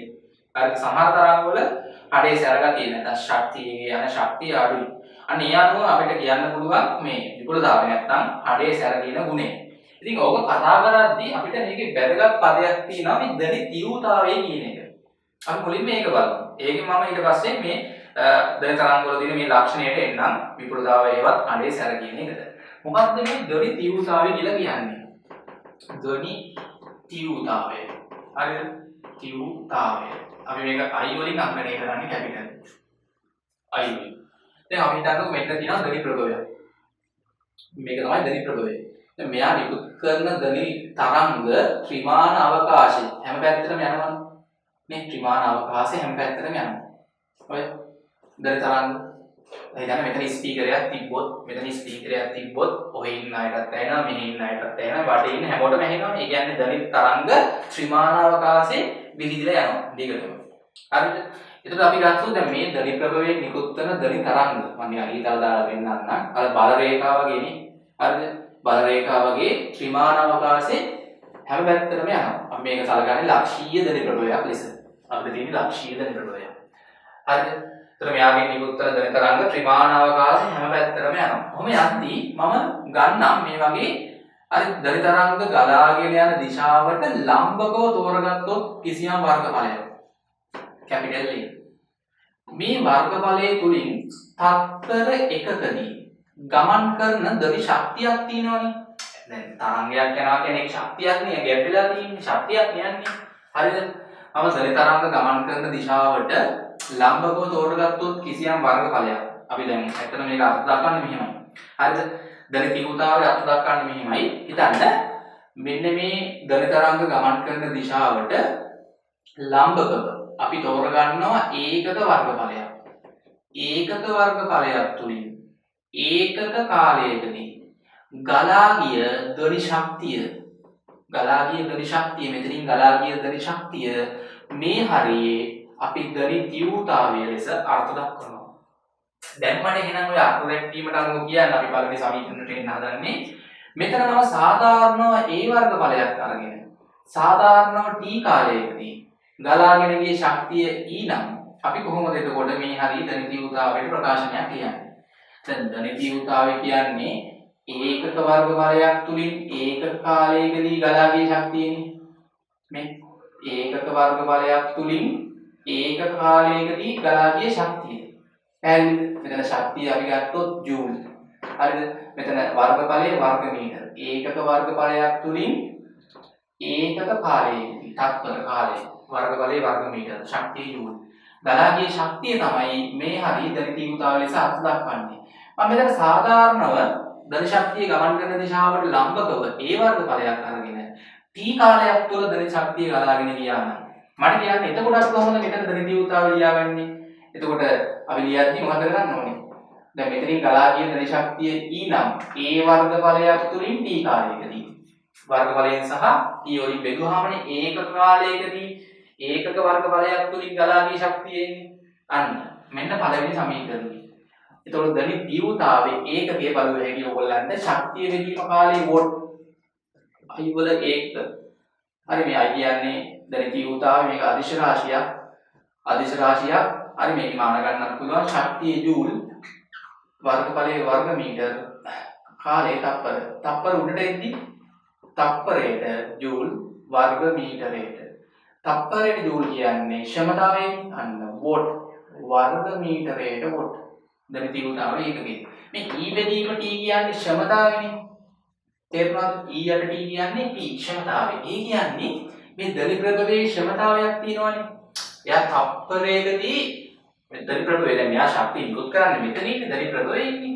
තප්පරයකට එයා කොච්චර ශක්තියක් නිකුත් කරනවද? හරි එතකොට මේ හරිය අපි දල ක්ෂමතාවය ගත්තොත් P කියලා. හරි එතකොට දල ක්ෂමතාවය P. මෙතන දල ක්ෂමතාවය P නම් අපිට දැනන්න හැකි E යට T ට මොකක්ද දැනන්නේ? P නේ. E යට T කියන්නේ P නේ. එතකොට P දැනන්න හැකි. P යට A මෙන්න සමීකරණ ටික අපිට වැදගත් වෙනවා. පැහැදිලිද? ඉතින් ওই සමීකරණත් එක තමයි අපි දැන් මේකේ ගණන වලට සම්බන්ධ වෙන්නේ. මේ අපි කතා කරන්න හදන්නේ ධනි ගුණවල නේ ධනි ලක්ෂණ. ධනි ලක්ෂණවල මම ගුණ දෙකක් කතා කරා. ධනි ලක්ෂණ දෙකක් කතා කරන්නේ. තාරතාවය කියන්නේ සංඛ්‍යාතයේ මත නදාපවතින ගුණය ධනි තරංග වල. ඊට පස්සේ අපි කතා කරා ධනි ගුණය කියන ලක්ෂණය. ඒක නදාපවතින අර මම කියවනේ වෙනස් සංකේත භාණ්ඩ වලින් එකම ස්වරය එකම සංඛ්‍යාතය නිකුත් කරද්දී අපිට ඒවා වෙන වෙනම හඳුනා ගන්න පුළුවන්. හරිද? ඒකට අපි කියන්නේ ධනි ගුණය. ඒක රඳාපව දෙන්නේ එතන තියෙන මූලික මේ උපරිධානනේ ප්‍රසංවාද උපරිධාන මත. හරි. මේ අපි කතා කරන්නේ අනිත් ලක්ෂණය. ධනි ලක්ෂණවල ඊළඟ එක හරිද? විපුලතාවයකවත් හඬේ සැර. ඒකට වැදගත් වෙන්නේ මම දැන් කිව්වා හඬේ සැර කියන්නේ ශබ්ද තරංගයක ගැඹිලා තියෙන ශක්තිය මත රඳාපව දෙන ගුණය ඇත්තටම. හඬේ සැර ගතිය විපුලතාවය. ඒ ශක්තිය ගැන කියද්දී අපිට වැදගත් වෙනවා ධනි තීව්‍රතාවය කියන පදෙන්නේ. මොකද ධනි තීව්‍රතාවයෙන් හැඟවෙන්නේ ශක්තියක්. ඒකක කාලයකදී කිසියම් ඒකක වර්ගඵලයක් තුලින් ගලා ගිය ශක්තිය නේ ධනි තීව්‍රතාවය අපි අර්ථ දක්වනවා. ඉතින් අපිට දැන් මෙතනින් අපි දැන් මේ කිසියම් වර්ගඵලයක් නිකන් එතකොට මෙයාගෙන් නිකුත් වෙන මුළු ශක්තියම අහුවෙන්නේ නැහැ නේ මෙතෙන්ට. මට ඕනේ මෙයාගෙන් නිකුත් වෙන මුළු ශක්තියම ගන්න. එහෙනම් මට මෙයාව සම්පූර්ණ වර්ගඵලයක් පාවිච්චි කරලා ආවරණය කරන්න වෙනවා. දැන් මෙයා නිකුත් කරන ශක්තිය හැම පැත්තටම යනවනේ. ඒකින් කොටසක් නේද මෙතනින් යන්නේ. ඒක තේරෙනවද? කොටසක් මෙතනින් යන්නේ. මම දැන් සම්බන්ධයක් ගන්න හදනවා මෙයාගේ ධනි ක්ෂමතාවයේදී නම් AP මේP සමාන වෙන්නේ නැහැ කියලා තේරෙනවද? ඇයි මෙයා තප්පරයකට දැන් හිතන්න ජූල් 10 10 නිකුත් කරනවා. තප්පරයකට ජූල් 10 10 නිකුත් කරද්දී හිතන්න මෙතනින් යන්නේ තප්පරයකට ජූල් 1යි. තප්පරයකට මේ වර්ගඵලයෙන් යන්නේ ජූල් 1යි. තව මෙහෙනුත් ජූල් 1ක් යනවා. මෙහෙනුත් ජූල් 1ක් යනවා නේ. කොහොම ජූල් 10ම කවර් වෙන්නේ මට කියන්න මොන වගේ වර්ගඵලයකින් මේක ආවරණය කරා නම් හරිද? අර ගවුස් ප්‍රමේයත් මතකද? මම මේක ආවරණය කරනවා ගෝලීය පුෂ්ඨයකින් අන්න. ඒතර ගෝලීය පුෂ්ඨ වර්ගඵලය තමයි ඊට දාන්න ඕනේ. ඒතර ලක්ෂීය ධනි ප්‍රභවයේ කේන්ද්‍ර කරගත් නේද? මම මේක ආවරණය කරගත්තොත් ගෝලීය පුෂ්ඨයකින්. හරි මෙතන දුර අපි ගත්තොත් R කියලා ගෝලීය පුෂ්ඨයකින් මම මේක ආවරණය කරගත්තා. මට කියන්නේ මේකේ වර්ගඵලය ඕගොල්ලෝ දන්නවා ගෝලයක වර්ගඵලය 4යි 5 R වර්ග. ගෝලයක වර්ගඵලය ගෝලීය පුෂ්ඨය. දැන් මට කියන්නේ මෙයාගේ ක්ෂමතාවය P නම්. දැන් මෙයාගේ ක්ෂමතාවය P කියලා ගත්තොත් ඒ ක්ෂමතාවයෙන් අපිට අහු වෙනවා නේද මේ මුළු වර්ගඵලයටම අදාළව. ඇයි දැන් මෙයා තප්පරයකට ජූල් 10ක් පිට කරනවා නම් හරි මේ තරංග ලම්බ කෝණයක් නෙවෙයි ගෝලීය පුෂ්ඨයට ලම්බ කෝණයක් යන්නේ. හරි වර්ගඵලයක් ලම්බකයි.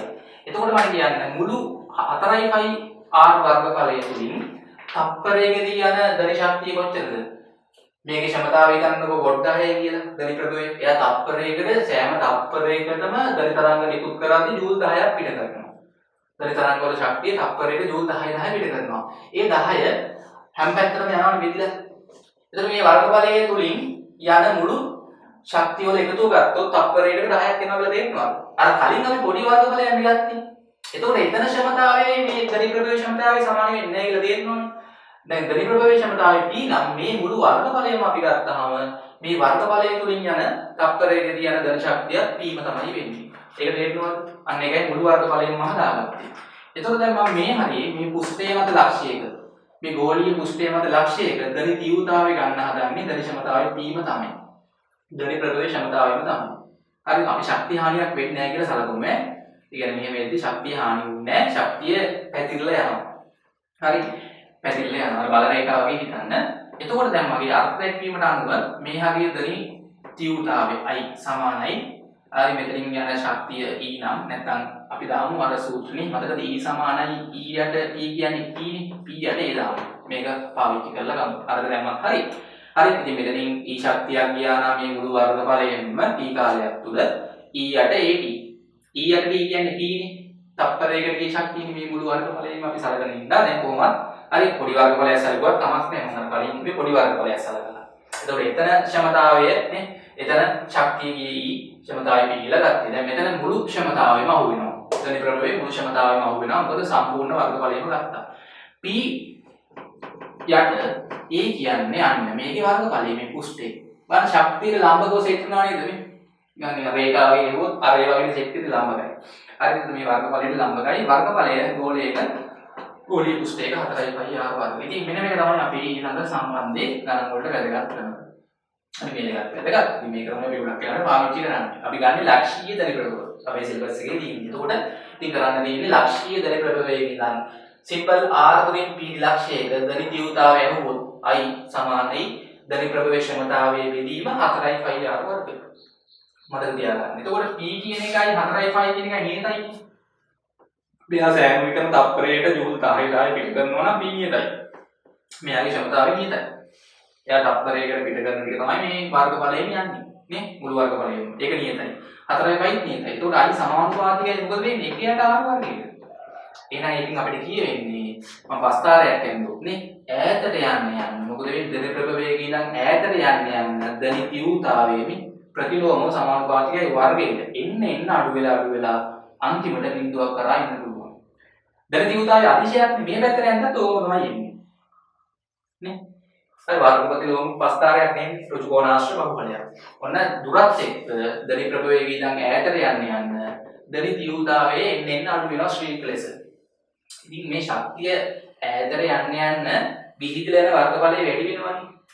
දැන් හිතන්නකෝ මෙතනින් තප්පරයකට ජූල් 10ක් පිට වුණාම මේ හරිය ගෝලීය පුෂ්ඨයක් යනදොත් ඒක තුලින් යන ශක්තිය දැන් තප්පරයකට ජූල් 10යි. ඒක අපි පොඩි ඒවා බෙදුවාම මෙතන හිතන්නකෝ දැන් ජූල් 1ක් විතර යනවා කියලා මෙතනින්. තව මෙහෙත් වගේ දුරකින් අපි ගෝලීය පුෂ්ඨයක් යනදාම මේක ආයේ මෙහාට එද්දි ඒක මෙහාට එද්දි මේ වගේ වර්ගඵලයක් ගත්තොත් මෙතනින් දශම ගානක් වගේ යන ජූල් තේරෙනවද? අර එන්න අඩු වෙනවා. ඒකට වර්ගඵලයක් තුලින් යන ශක්තිය එන්න ඈතට යන්න අඩු වෙනවා. එහෙනම් ධන තීව්‍රතාවය මොකද වෙන්නේ? එන්න ඈතට යන්න අඩු වෙනවා. හරිද? ඉතින් අපි ධන ප්‍රභවයේ ඉඳන් ලක්ෂ දෙකක් ගන්නවා. ඔන්න ධන ප්‍රභවයේ ඉඳන් ලක්ෂ දෙකක් ගත්තොත්. හරිද? එක ලක්ෂයක් මම ගන්නවා සිම්පල් r1 දුරින් p ලක්ෂයක්. එතන ධන තීව්‍රතාවය i1. තව ලක්ෂයක් ගන්නවා සිම්පල් r2 දුරින් p ලක්ෂයක්. එතන ධන තීව්‍රතාවය i2. මම අහනවා i1 i2 අතර සම්බන්ධය මොකක්ද? හරි දැන් මේක සිම්පල් r දුරින් නැත්නම් r1 කියලා ගමු මේක r2. ඉතින් මෙතන ධන තීව්‍රතාවය ලියුව හැකිනේ i1 සමානයි p යට ධන ප්‍රභවයේ ක්ෂමතාවය තමයි මෙතන දෙද්දිත් නේ p යට 4යි පයි r1 වර්ග. i2 මෙතන ධන ක්ෂමතාවය ධන ප්‍රභවයේ නම් හරි r2 දුරින් එතන ධන තීව්‍රතාවය i2 සමානයි ඒ p වනේ ධන ක්ෂමතාවය වෙනස් වෙන්නේ නැහැ. මෙයා නිකුත් කරන තප්පරයකට නිකුත් කරන ශක්තිය අපි p කියලා ගත්තේ. තේරුණාද? p යට 4යි පයි r2 වර්ග. මම මේක බෙදනවා. i1 යට i2 බෙදද්දී p යට 4යි පයි p යට 4යි පයි කැපිලා ගිහිල්ලා එතන උඩයට මාරුලා ඉන්නවා r2 වර්ගයට r1 වර්ග. දැන් ඊගාට ගන්නකො r2 සමානයි 2යි r. r1 සමානයි r කියලා ගත්තොත් මොකක්ද එන්නේ? r2 ට දැම්ම හැකි 2යි r. ඒකේ වර්ගය. r1 ට දාන්න r.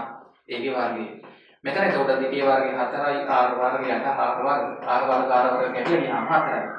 i1 සමාන වෙනවා 4 වතාවක් i2. ඔය වගේ බහුවර්ණ වලට එහෙම එනවා. සාසන්දනය කරන අවස්ථානේ. එතකොට ධන ප්‍රභවයේ ඉඳන් r2කින් p ලක්ෂයක ධන තීව්‍රතාවයේ හරිද? 4න් බංගුවක් වෙනවා නේ. i2 උක්ත කරොත් කීයද? i2 උක්ත කරොත් i1 බෙදීම 4යි. ධන ප්‍රභවයේ ඉඳන් r2කින් p ලක්ෂයක් ගත්තොත් මේ ධන ප්‍රභවයේ. ධන ප්‍රභවයේ ඉඳන් සිම්පල් r2කින් p ලක්ෂයක ධන තීව්‍රතාවයේ i නම් ධන ප්‍රභවයේ ඉඳන් 2යි r2කින් p ලක්ෂයක ධන තීව්‍රතාවය i බෙදීම 4ක් වෙනවා. අපිට පස්තාරේ බලන්නත් තිබ්බෝනේ. ඇයි පස්තාරේ මතකද මේ දුරත් එක්ක ධන තීව්‍රතාවය මෙන්න r දුරින් ඉත්ති. හරිද? r දුරින් ඉත්ති ධන තීව්‍රතාවය i. මේක අපි 2යි r දුරට එද්දි මොකද වෙන්නේ? 2යි r දුරට එද්දි මේක i බෙදීම 4ක් දක්වා අඩු වෙනවා. එන්න ශ්‍රීකලස අඩු වෙනවා. මොකද දුරේ වර්ගයටනේ ප්‍රතිලෝම සමානුපාතික වෙන්නේ. r දෙගුණ වුණාම දුර ධන තීව්‍රතාවයේ 4න් පංගුවකින් අඩු වෙනවා. පැහැදිලිද? හරිද? මට කියන්නේ මෙතන 3 ගුණයක් වුණොත් ආර ඒ කියන්නේ 3යි අර්ධුරින් આવොත් මොකද වෙන්නේ? අයියට කීයද? 9ක් වෙනවා. නේ 3 වර්ගයේ 9. 9ෙන් තමයි ඒකට බෙදෙන්නේ. එන්නේ ඈතට යන්න මේ 3යි අර්ධුරින් ගත්තොත් අයියට 4 දක්වා අඩු වෙනවා. ගණිත යුතාවේ. ඈතට යන්න ශ්‍රේණික ලෙස අඩු වෙනවා. අන්න ඒක පොඩ්ඩක් මතක තියාගන්න දැන් ගණන් වලට වැදගත්. ඊට පස්සේ මේ ගණිත යුතාවේ කියන එක ඒ ගණිත තරංගයේ දැන් මේ ගණිත ප්‍රභවයෙන් නිකුත් කරන ගණිත තරංගයේ අපි ගත්තොත් විස්තරයක් තියෙනවානේ. මේ ඇත්තටම තරංගයක ශක්තියත් එක්ක බැඳී පවතින ගුණය තමයි තරංගයේ අපි සාමාන්‍යයෙන් කියන්නේ විස්තරය. විස්තරය තරංගයක විස්තරය ගත්තොත් දැන් හිතන්න මෙන්න එක තරංගයක විස්තරවන කාල ප්‍රස්තාවය. හරි. මෙන්න තව තරංගයක විස්තරවන කාල ප්‍රස්තාවය. දැන් මේ දෙක සංසන්දනය කරන්න බලන්න පුළුවන්ද? හරි මේක අපි ගත්තොත් මෙන්න විස්තරවන කාල ප්‍රස්තාවය. ඒතර මේකේ විස්තරය අපි ගත්තොත් මේකේ A1 විස්තරය. මේකේ විස්තරය A2 විස්තරය මධ්‍ය පිටුමේ ඉඳන් ශීර්ෂයකට හරි නිම්නයකට හරි දුර වගේනේ. එහෙම හිතන්නකෝ. මේ උපරිම විස්ථාපනයට තියෙන දුර. මේ විස්ථාපන කාල ප්‍රස්ථාරය ඇදලා තියෙන්නේ තරංග දෙකක මේක P තරංගේ මේක Q තරංගේ. එතකොට මම අහනවා A තරංගය සංඛ්‍යාත ගත්තොත් නම් නිකන් වෙනසක් නැහැ නේ සංඛ්‍යාත. අර සංඛ්‍යාත ගන්නව සමානයි කියන නිකන්. අර සංඛ්‍යාත සමාන නම් මොකද වෙන්නේ? අන්න සංසන්දනය කරන ප්‍රශ්න අහන්නේ. මේ තරංග දෙකේ සංඛ්‍යාත සමානයි මේකේ මේ චක්‍රය ඇති වෙද්දි මේකේ චක්‍රයක් ඇති වෙනවා. සංඛ්‍යාත සමානයි. ආවර්ත කාල සමානයි. සංඛ්‍යාත සමානයි. මෙයාගේ ආවර්ත කාලයයි මෙයාගේ ආවර්ත කාලයයි සමානයි.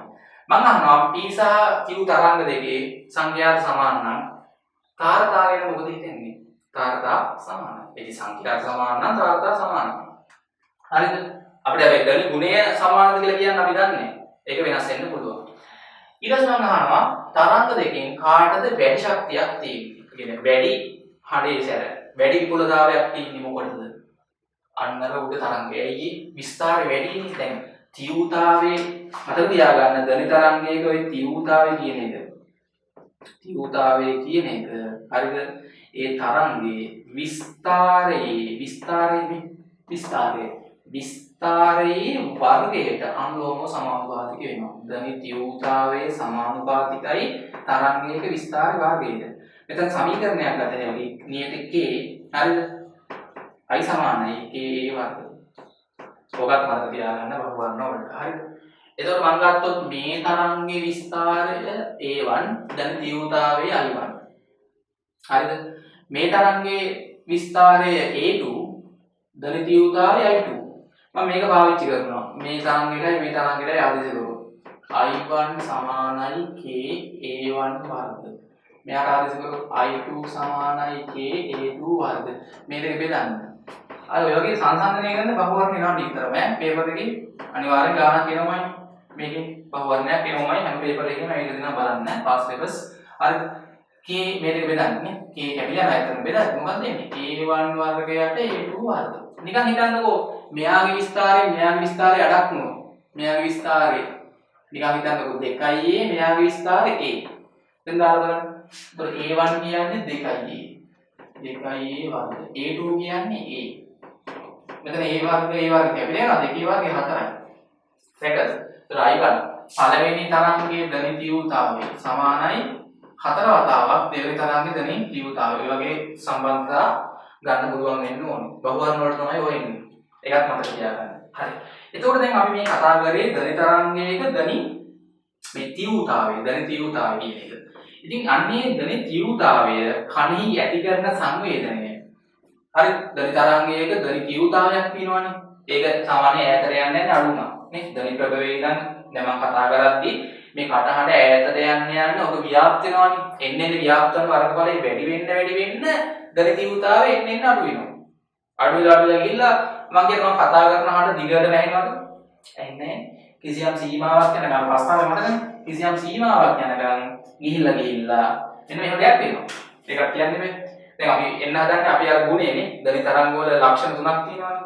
හරිද? කාර්යතාවය ඊට පස්සේ විපුලතාවය නැත්නම් හඬේ සැර කියන එක අනිත් එක ධන ගුණය. පළවෙනි එකයි අන්තිම එකයි මම කලින් කතා කරා. දැන් අපි එන්න හදන්නේ දෙවෙනි ලක්ෂණය. විපුලතාවයෙන්වත් හඬේ සැර කියන එකට. ඒකට එන්න මේ වටපිටාව තමයි මම කිව්වේ. මෙන්න මේ කිව්ව ධනි තීව්‍රතාවය කියන එක තමයි අපි ඒක පාවිච්චි කරලා තමයි මේ විපුලතාවය කියන ගුණය අර්ථ දක්වන්නේ. එතකොට ධනි තරංගයක තියෙනවනේ මම දැන් කිව්වා ධනි තීව්‍රතාවය. ඒ ධනි තීව්‍රතාවයේ කණී යටි කරන සංවේදනයට අපි කියනවා විපුලතාවය කියලා. හරි පැහැදිලිනේ. දැන් හොඳයි. ඔතනින් පස්සේ දැන් අපි අර්ථ දක්වන විදිහ තේරුණානේ. ඒ කියන්නේ ධනි තීව්‍රතාවය කණී යටි කරන සංවේදනයට අපි කියනවා ඒ ශබ්දයේ තියෙන සැරගතිය. නැත්නම් විපුලතාවය කියලා. හරිද? එතකොට මේ විපුලතාවය කියන එක රඳාපවතින්නේ ධනි තරංගයක විස්තාරය මත. මොකද විස්තාරය තමයි ශක්තියත් එක්ක තරංගයක බැඳී පවතින ගුණය. ශක්තිය වැඩි වෙන තරමට එයාගේ විපුලතාවය වැඩි වෙනවා, හඬේ සැර වැඩි වෙනවා. හරිද? සැර හඬක් කියන්නේ ශක්තිය වැඩි හඬක්. හොඳයි. ඒතකොට දැන් අපිට මම දැන් කිව්වා මිනිස් ගානකට දැන් අන්න තව දෙයක් තියෙනවා මෙතන වැදගත්. මිනිස් ගානකට ශ්‍රවණය කරන්න පුළුවන් ශබ්ද තරංග වල සංඛ්‍යාත පරාසයක් තියෙනවානේ හර්ට්ස් 20යි 20000යි අතර. ඔය වගේ මම දැන් මෙතන කතා කරද්දි මගේ හඬ වුණ මම දැන් මෙතනින් කතා කරනවා. මගේ ශබ්ද කඩින් පිට වෙනවානේ. මම කතා කරනවා නිකන් මේ මම අර පොඩ්ඩයි කොහෙන්ද? අර ඒක නම් කතා කරද්දි මගේ කඩින් පිට වෙන ශබ්දය මෙහාට විතරද යන්නේ නැහැනේ. හැම පැත්තටම යනවා. මගේ කඩ හිතන්න ලක්ෂීය ප්‍රභවයක් කියලා. හැම පැත්තටම ඇහෙනවා. හැබැයි ඒක හඬ යද්දී අර වර්ගඵලය වැඩි වෙනවනේ ඈතට යන්න පැතිරෙන වර්ගඵලය වැඩි වෙන හින්දා ඒකක වර්ගඵලයක් තුලින් ඒකක කාලයකදී යන ශක්තිය අඩු වෙනවනේ. ඒකක වර්ගඵලයක් තුලින් යන ශක්තිය එන්න අඩු වෙනවා. ඒකයි තීව්‍රතාවය ඈතට යන්න අර ප්‍රස්ථානේ මතකයිනේ. ධනි තීව්‍රතාවය ඈතට යන්න අඩු වෙනවා. හරි මේ කටින් පිට වෙද්දී. ඔහොම ඈතට යන්න අඩු වෙනවා. මොකද I සමානුපාතික වෙන්නේ එකයට දුරේ වර්ගයට. හරි වක්‍ර ප්‍රස්ථාරයක් නෙමෙයි. මම අඩු වෙලා ගිහිල්ලා අන්තිමට නැතුවම යනවා. ඒ කියන්නේ මගේ හඬ දැන් හරි. මම කතා කරද්දි මම කතා කරනවා. මම මෙතන කතා කරද්දී මගේ කටින් ශබ්දේ පිට වෙනවා. හැම පැත්තටම යනවා. මම තව එක්කෙනෙක්ට කියනවා මගෙන් ටික ටික ඈතට යන්න කියලා. මගේ හඬට ශ්‍රවණය දෙන ගමන් එයා මගේ හඬ අහන ගමන් ටික ටික ඈතට යන්න කියනවා. එයාට දැනෙන්නේ මොකක්ද? මම කතා කරද්දි එයා ටික ටික ඈතට යනවා. එයාට මම කතා කරන මේ ක්ෂමතාවය වෙනස් කරන්නේත් නැහැ. එකම ක්ෂමතාවයකින් කතා කරනවා. මගේ ශබ්දේ වැඩි අඩු කරන්නේ නැතුව මම කතා කරන මේ ශබ්ද මේ මට්ටමක් තියෙනවානේ. ක්ෂමතාවයක් තියෙනවානේ. මගේ කටින් ශබ්ද තරංග පිටවන ශක්තිය තියෙනවානේ තත්පරයක. ඒක මම නියතව තියාගෙන කතා කරනවා. දැන් කතා කරනවා වගේ. ඒතර එයා ඈතට යනවා. එයාට ඈතට යන්න මොකද වෙන්නේ? ඈතට යන්න ධනි තීව්‍රතාවය අඩු වෙනවානේ. ඈතට යන්න අපි දන්නවා ධනි තීව්‍රතාවය අඩු වෙනවා. සමීකරණය මතකයිද? I සමානයි E යට A වතාවක් T. E යට T කියන්නේ ක්ෂමතාවය. P යට A. අර අපි ගෝලීය වර්ගඵලයක් සැලකුවෙ හින්දා අපි දාන්නේ මුළු ක්ෂමතාවයම අල්ලගන්න වර්ගඵලයට 4යි පයි R වර්ග. මේක තමයි සම්බන්ධය. ඈතට යන්න ක්ෂමතාවෙන් මේ ක්ෂමතාවෙන් මේ තීව්‍රතාවය අඩු වෙනවා. දැන් හිතන්න මෙයා. දැන් මංගෝලි මිනිස් කණකට ශ්‍රවණය කරන්න පුළුවන් සංඛ්‍යාත පරාසය තියෙනවනේ. හර්ට්ස් 20යි 20000යි. හර්ට්ස් 20000ට වඩා වැඩි ශබ්දයක් ආවොත් කන් අඩිය පැලලා යනවා. අහන්න පුළුවන් ඒ අවසාන ඇහිල්ල. හරිද? බෝම්බ තුරක් මම කලින් කිව්වනේ. හරි කන් පෙරේට හානි වෙනවා. හර්ට්ස් 20ට වඩා අඩු ඒවා ඇහුණාට අපිට දැනෙන්නේ නැහැ. ඇහි කියන කනේ වදිනවා වැදුනට අපිට ඒක දැනෙන්නේ නැහැ. හරිද? දැන් ඔය වගේම මතක තියාගන්න මිනිස් කනකට ශ්‍රවණය කරන්න පුළුවන් ඔය තරංගවල දැන් සංඛ්‍යාත පරාසය වගේම ඕකේ තියෙනවා මේ සංඛ්‍යාත පරාසය. සංඛ්‍යාත පරාසය. ඔය වගේම ධනි තීව්‍රතා පරාසයක් තියෙනවා. හරිද? දැන් මම කියවනේ මේකේ ශක්තිය දැන් ධනි තීව්‍රතාව එන්නේ අඩු වෙනවා නම් හිතන්න මිනිහා මෙතන ඉන්නවා. හරි මේ වගේ තැනක දැන් අපි ගත්තොත් මීටරයක් මීටර දෙකක් කොහොම ඈතට යද්දී එයාට කිසියම් වෙලාවක මගේ හඬ ඇහෙන්නේ නැති වෙන්න ගන්නවානේ. අන්න ඒ හඬ ඇහෙන්නේ නැති වෙන්න ගන්නේ මේක ඇවිල්ලා බිඳුව වන තැනද? ඒ කියන්නේ ඈතට යන්න දැන් ඔයගොල්ලෝ දන්නා ධනි තීව්‍රතාවය අඩු වෙනවා. අඩු වෙලා ඔක බිඳුවක් වෙලා වෙනවනේ. හඬ නැතිවම යනවනේ. ඒ දිගටම හඬ යන්නේ නැහැ. ඈතට ගිහිල්ලා හඬ නැති වෙන තැනක් තියෙනවානේ. ඒ කියන්නේ මිනිහා මෙතෙන්ටම එද්දිද හඬ නැති වෙන්නේ. එයාට ඇහෙන්නේ නැති වෙන්නේ නැහැ. ඊට කලින් ඇහෙන්නේ නැති වෙනවා. ඉතින් සාමාන්‍ය මේ වගේ තැනකදී මිනිහා මේ වගේ තැනකදී හඬ එයාට ඇහෙන්නේ නැතුව යනවා. ඉතින් ඕගොල්ලෝගේ මෙතනකින් ධනි තීව්‍රතාවයක් තියෙනවනේ. ධනි තීව්‍රතාවයක් තිබ්බට ඒ ධනි තීව්‍රතාවය අර මිනිස් කණේ මෙයාගේ කණේ සංවේදනය ඇති කරන්න ප්‍රමාණවත් නැත්තම් නිකන් හිතන්නකෝ දැන් මෙතන ඉන්න කෙනෙක්ට හර්ට්ස් 20ක සංඛ්‍යාතයක් ඇහුණට ශබ්ද තරංගයක සංඛ්‍යාතයක් තියෙනවා හර්ට්ස් 20යි. මෙයාට ඇහෙනවද? ඇහෙන්නේ නැහැ. ශබ්ද තරංග කණේ වැදුනට මෙයාට ඒක ශ්‍රවණය කරගන්න බැහැ. හර්ට්ස් 20 පුළුවන් 20ට වඩා අඩු වගේක් ආවොත් නේ 20ට වඩා අඩු වගේක් ආවොත් එයාට අහන්න බැහැ. හර්ට්ස් 20000ට වඩා වැඩි වගේක් ආවොත් එහෙම කනට හොඳට ඇහෙනවා. කන් අඩිය පැලෙනවා. කන සංගේට හානි වෙනවා. කනකට ආවට. හරි. ඒ වගේ මතක තියාගන්න මේ ධන තීව්‍රතාවයේ පරාසයක් තියෙනවා. හරිද? දැන් ධන තීව්‍රතාවයේ එකකේ මතකද වර්ග මීටරයට වෝට්නේ. ඕකේ එතකොට පරාසය ලෙස අපි ගන්නෙ හරිද 10 ඍණ 12යි වර්ග මීටරයට වෝට්. අන්න මිනිස් කනකට අහන්න පුළුවන් අඩුම ධන තීව්‍රතාවය. ඒ කියන්නේ දැන් මෙයා මගෙන් ඈතට ගියානේ. ඒ කියන්නේ මගේ ශබ්ද ප්‍රභවයේ ඉඳන් මගේ කටනේ ශබ්ද ප්‍රභවයේ හරිද? ධන ප්‍රභවයේ ඉඳන් ඈතට යද්දී මෙයාට හඬ ඇසී නොඇසී යන අවස්ථාවක් එනවනේ. ඒ ශබ්දේ දැන් ඔය ශබ්දේ ඉල්ලා මෙයාගේ මේ හරිය දැන් ඇති කරන ධන තීව්‍රතාවය මේ ශබ්දයේ ඈතට යන ධන තීව්‍රතාවය අඩු වෙනවනේ. අඩු වෙලා මෙයාට ඇහි නොහි කියන්නේ ඇහෙන්නේ නැතු වෙන අවස්ථාවේ ධන තීව්‍රතාවය අයිවලාගේ හරියටම 10 වෙන 12ක් වගේ වෙනවා. උඩාගෙන. හරිද? 10 වෙන 12ක් වගේ වෙනවා වර්ග මීටරයකට. ඒ කියන්නේ මේ හරියදී නම් ඊට වඩා වැඩි අගයක් ඈ. හරි? මේ හරිය තවත් වැඩි. ඈතට යන්න අඩු වෙන ඉඳලා මෙන්න මේකේ අගය ඊට 10 වෙන 12ක් වගේ වෙනවා වර්ග මීටරයට ඕන. අර බිඳුවට එනකම්ම බිඳුවක් වුණාම නෙමෙයි අපිට ඇහෙන්නේ නැති වෙන්නේ. ඊට කලින් ඇහෙන්නේ නැති වෙනවා. මෙතන සංඛ්‍යාත පරාසෙන් තේරුම් ගන්න පුළුවන් නේ ඒකනේ. හරි අන්නේ සංඛ්‍යාත පරාසය වගේ මිනිස් කනකට ශබ්ද තරංගයක් අහන්න පුළුවන් ධන තීව්‍රතාව පරාසයක් තියෙනවා.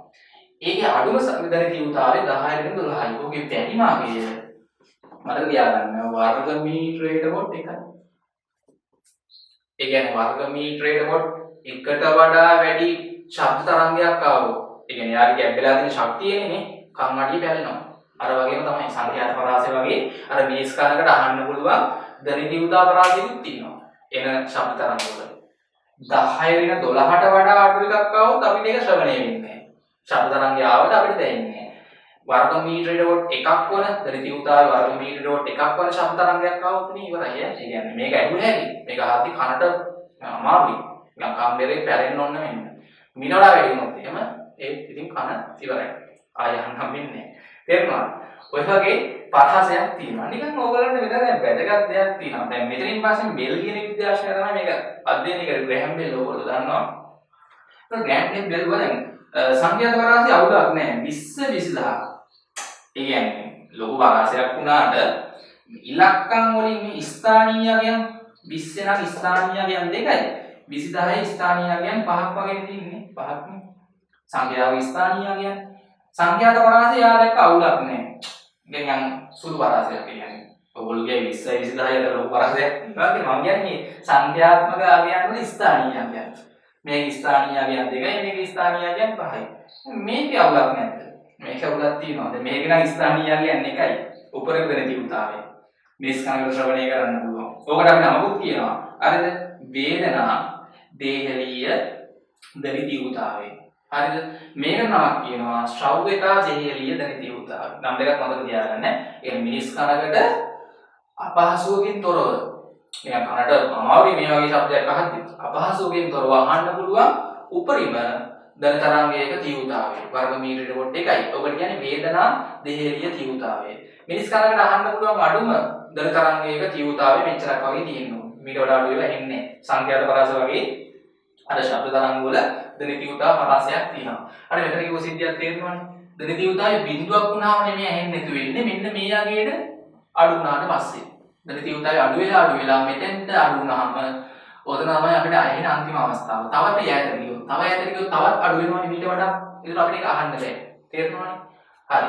අන්තිමට ධන තරංගේ නැතු වෙනවා අන්තිමට බිඳුවක් වෙනවා. හරි. එතකොට මේ ග්‍රෑම් බෙල් කියන විද්‍යාඥයා මේ ගැන අධ්‍යයනය කරා. එයාට පොඩි අවුලක් ආවා. මොකක්ද ආපු අවුල? දැන් සංඛ්‍යාත පරාසය නම් ස්ථානීය අගයන් දෙකකින් නම් ස්ථානීය අගයන් පහක් වගේ යනකම් යන්නේ. මිනිස් කනකට අපිට අහන්න පුළුවන් සංඛ්‍යාත පරාසය. හැබැයි එයා දැක්කා ඒ සංඛ්‍යාත මේ පරාසය වගේ වුණාට ධන තීව්‍රතාව පරාසය ස්ථානීය අගයන් එකේ ඉඳන් මේක ස්ථානීය අගයන් වෙනවා නේද? 11ක් විතර වෙනවනේ 11ක් 12ක් වගේ වෙනවා නේද? 10 වෙන 12යි. 10 වෙන 12යි කියන්නේ ඔක දශම කරොත් 0.0.0 ඔහම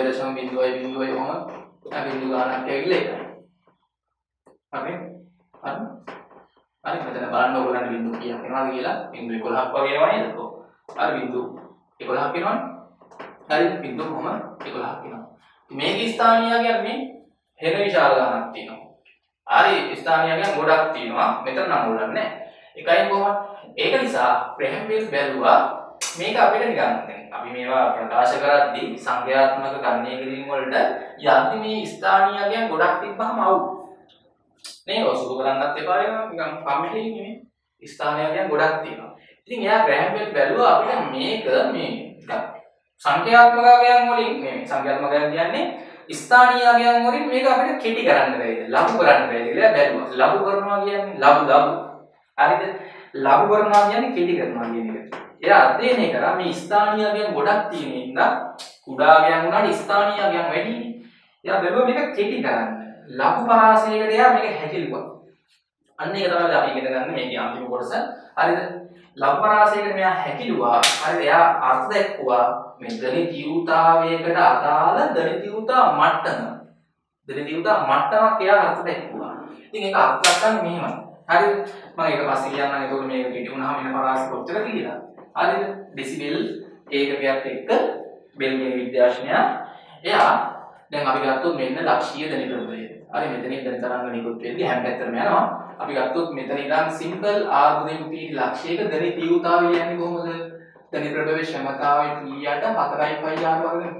එතකොට මෙතන ධනිත තීව්‍රතාවයක් ඇති වෙනවනේ. ශබ්ද තරංග මෙහෙම එද්දී එයා මෙතන ධනිත තීව්‍රතා මට්ටමක් අර්ථ දැක්වුවා. ඒ කියන්නේ මෙතන ඇතිවන ධනිත තීව්‍රතාවයට අදාළ ධනිත තීව්‍රතා මට්ටමක් අර්ථ දැක්වුවා. හරිද? දැන් ගන්නකො මම අහනවා 10 ලඝු ගණකේ කීයද? 10 කියන සංඛ්‍යාවේ ලඝු ගණකේ කීයද? එකනේ කොහොමද කියන්නේ? LD 10 ලඝු 10 පාදේ. නැත්නම් ලඝු 10 පාදෙට 10. මම අහනවා 100 කියන සංඛ්‍යාවේ ලඝු ගණකේ කීයද? ලඝු 10 පාදෙට 100 කීයද? 2. ඒ කියන්නේ 100 කියන සංඛ්‍යාවේ ලඝු ගණකේ 2යි. 10 කියන සංඛ්‍යාවේ ලඝු ගණකේ 1යි. 1000 කියන සංඛ්‍යාවේ ලඝු ගණකේ 10 පාදෙට දාලා වෙන අපි කතා කරන්නේ 3යි. ඉතින් අපි දැන් මේ සංඛ්‍යාත්මක කියන්නේ දැන් මේවල ස්ථානීය කියන්නේ වැඩි මේ 10 100 1000 එන්නේ වැඩිනේ. හැබැයි ලඝු පරාසයෙන් ගත්තා 1 2 3. අර ස්ථානීය කියන්නේ අඩුයි. අනේකේ ලඝු පරාසයකට හකුලනවා කියන්නේ. හැබැයි මේකෙන් අපි ලඝු ගණකය එකක් කිව්වම අපිට එනවනේ දැනීමක් ලඝු ගණකය 1යි. 10 පාදක තාලව සංඛ්‍යාවක ලඝු ගණකය 1යි. ඒ සංඛ්‍යාව මොකක්ද කියලා අහුවොත් කීයද? ලඝු ගණකයේ එකක් වන 10 පාදයේ සංඛ්‍යාව මොකක්ද? අපි දන්නවා කීයද? 10යි. ලඝු ගණකයේ දෙකක් වන 10 පාද සංඛ්‍යාව කීයද? අපි දන්නවා 100යි. 100 ලඝු ගණකයේ කීයද? 2යි. අන්න දෙපැත්තම. දැන් ඒ වගේ තමයි මේක තියෙනවා. එතකොට දැන් හිතන්නකෝ ධනිතීවතාවය තමයි මේ තියෙන්නේ. මේ තියෙන්නේ ඒක ධනිතීවතා මට්ටම කියලා හිතන්නකෝ. අර ධනිතීවතාවයකට දාලා ධනිතීවතා මට්ටමක් එයා සමීකරණයක් අරගෙන දැන් මේ සමීකරණය මම කියන්න හදන්නේ. එයා ඒක මේ ලඝු පරාසයකට හදාගත්ත පරිමාණය. මේක ලොකු පරිමාණයක්නේ. දශමස්ථානාගයන් වලින් එයා මේක කෙටි කරගත්තා මේ ලඝු පරාසයකට අනුව. එතකොට මෙතන ඇතිවන ධනිතීවතාවයට අදාළව දැන් මේ තියෙන ධනි ප්‍රභවය ක්ෂමතාවය තියෙනවා. තප්පරයකට මෙයා මෙච්චරක් ශක්තිය පිට කරනවා. ඕක ඈතට යන්නේ අඩු වෙනවනේ. අඩුලා කියන්නේ ධනිතීවතාවය අඩු වෙනවනේ. අයි. එතකොට මේ කිසියම් ලක්ෂයක ධනිතීවතාවයට අදාළ ධනිතීවතා මට්ටමක් එයා අස් දැක්වුවා. එයා හදාගත්ත සූත්‍රය සුළු කරද්දී ලඝු පරිමාණයකට එයා සුළු කරගද්දී හදාගත්ත සූත්‍රය තමයි බීට සමානයි 10යි ලෝ 10 පාදේ. හරිද? මෙතන ධනිතීවතාවය මේ ලක්ෂ ධනිතීවතාවයේ බෙදන්න ඕනේ අර මිනිස් කණකට ශ්‍රවණය කරන්න පුළුවන් අඩුම ධනිතීවතාවය තියෙනවානේ I note අන්න. මෙන්න මේක අපි I note වලින් අන්වය කරනවා. මිනිස් කණකට ශ්‍රවණය කරන්න පුළුවන් අඩුම ධනිතීවතාවය කියන්නේ 10 වෙන 12යි වර්ගමීටරයට වොල්ට්. අර ශ්‍රව්‍යතා දේහීය ධනිතීවතාවය. අන්න ඒකත් එක තමයි මේ ලක්ෂ ධනිතීවතාවය ගන්න ධනිතීවතා මට්ටම. මේකට අපි කියන්නේ ධනිතීවතා මට්ටම. ධනිතීවතා මට්ටම.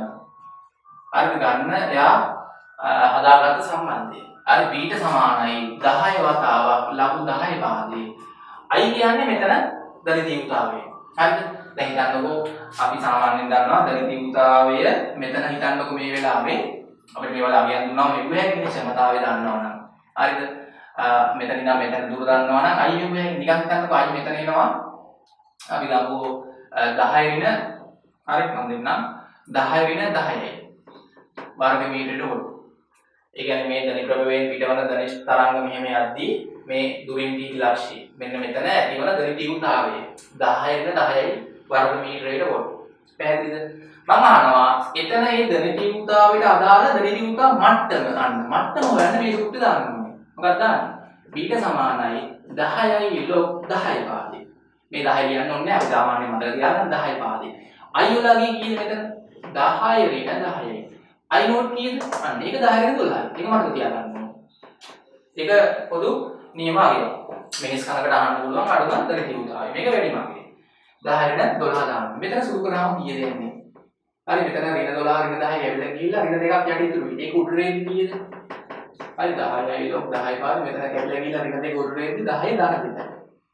හරි 10 දාන දෙකයි. මෙතන කාට හරි මතක ඇති දර්ශක ලඝු නීති මේ ලඝු ගණකයක සංඛ්‍යාවක දර්ශකයක් තිබ්බොත් ඉස්සරහට ගන්න පුළුවන්. මතකද? නැත්නම් මෙතන 10 වර්ග 100යි. එහෙම සුළු කරන්න පුළුවන්. 10 මේ වර්ගය ඉස්සරහට ගන්න. හරි ඒක 10 වර්ගය ඉස්සරහට එද්දි දෙකක් එනවා ලඝු 10 පාදෙට 10 මෙතන. අන්න 10 පාදෙට 10ක් මම කලින් කිව්වා කීයද? 1යි. 10 පාදෙට 10 කියන්නේ 10 පළවෙනි දර්ශකයේ මේකේ යගේ එක සමානයි. ඒක 10 වරක් දෙක 20යි 20 වරක් එක 20යි ඒකකය ඩෙසිබෙල්. ඩෙසිබෙල්. හරි ඩෙසිබෙල් වලින් තමයි ඉදිරිපත් කරන්නේ. මතක තියාගන්න දරිතියුතා මට්ටම -8 ගේ ඩෙසිබෙල්. ඒ කියන්නේ දරිතියුතාවේ 10 න් 10යි වර්ග මීටරේ ලෝඩ් කරන දරි තරංගයක දරිතියුතා මට්ටම කීයද? ඩෙසිබෙල් 20යි. ඉතින් ඔය වගේ ගණන් අපිට බහුවර්ණ වලට එනවා. දැන් අපි දන්නවා මේ වෙද්දි ශබ්ද තරංගයක අර මිනිස් කනකට අහන්න පුළුවන් ශබ්ද තරංග වල සංඛ්‍යාත පරාසය ඔයගොල්ලෝ දන්නවා. හර්ට්ස් 20යි 20000යි අතර. ඉතින් හර්ට්ස් 20000ට වඩා වැඩි ශබ්ද තරංග අපි හඳුන්වන්නේ අතිදරි තරංග. අතිදරි තරංග වල ප්‍රයෝජන වශයෙන් ගත්තොත් මම කිව්වා රුධිර එය ගමන් කරන වේගය මනින්න පාවිච්චි කරනවා. මූදේ පතුල ඒ කියන්නේ මූදේ තියෙන ගැඹුර මනින්න පාවිච්චි කරනවා. ඒවා නෝට් එකේ දාගෙන බලන්න. ඒ වගේම අදෝදරි තරංග තියෙනවා. දැන් බහුලා සාමාන්‍ය ක්‍රියාසල කරද්දී බහුලට ඇස් පේන්නේ නැහැ, දවල්ට පේන්නේ නැහැ, රැට පේන්නේ නැහැ. රූ නිකුත් කරන්නේ අතිදරි තරංග. අතිදරි තරංග නිකුත් කළා මොකක් හරි ඉදිරියේ බාධකයක් තිබ්බොත් පරාවර්තනය වෙලා එනවනේ. ඒක හඳුනා ගන්නවා ඉදිරියේදී මම මේ ඉදිරියේ බාධකයක් තියෙනවා කියලා. මේ උන් පාවිච්චි කරන්නේ කටින් නිකුත් කරන්නේ අතිදරි තරංග. හරි. මේ ඉතින් මිනිස් කනකට ශ්‍රවණය කරන්න පුළුවන් සංඛ්‍යාත පරාසය. මීට වඩා අඩු ඒවා ඇහෙන්නේ නැහැ නේ. අදෝදරි තරංග ඇහෙන්නේ නැහැ මිනිස් කනට. 20000ට වඩා වැඩි ඒවා ආවොත් එහෙම කනට හානි වෙනවා. ඒ වගේම දැන් මම කිව්ව ශබ්ද තරංග වල තියෙනවා මේ ධනි තීව්‍රතාවය. ශබ්ද තරංගයක් ගමන් කරද්දී ඈතට යන ධනි තීව්‍රතාවය අඩු වෙනවා.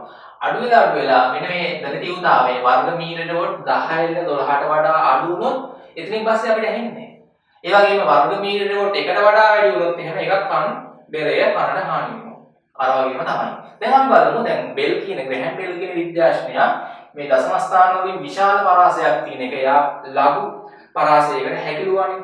හකුල්ලා කිසියම් තැනක ඇතිවන ධනි තීව්‍රතාවයට අදාළ යා ධනි තීව්‍රතා මට්ටමක් අර්ථ දැක්වුවා. මම ඒක දැන් කලින් කිව්වා. සහ ධනි තීව්‍රතාවය දන්නවනම් කිසියම් ශබ්ද තරංගයක් නිසා කිසියම් තැනක ඇතිවන ධනි තීව්‍රතාවය දන්නවනම් එතන ඇතිවන ඊට අදාළ ධනි තීව්‍රතා මට්ටම හොයාගන්න විදිය මම කිව්වා සූත්‍රය පාවිච්චි කරලා.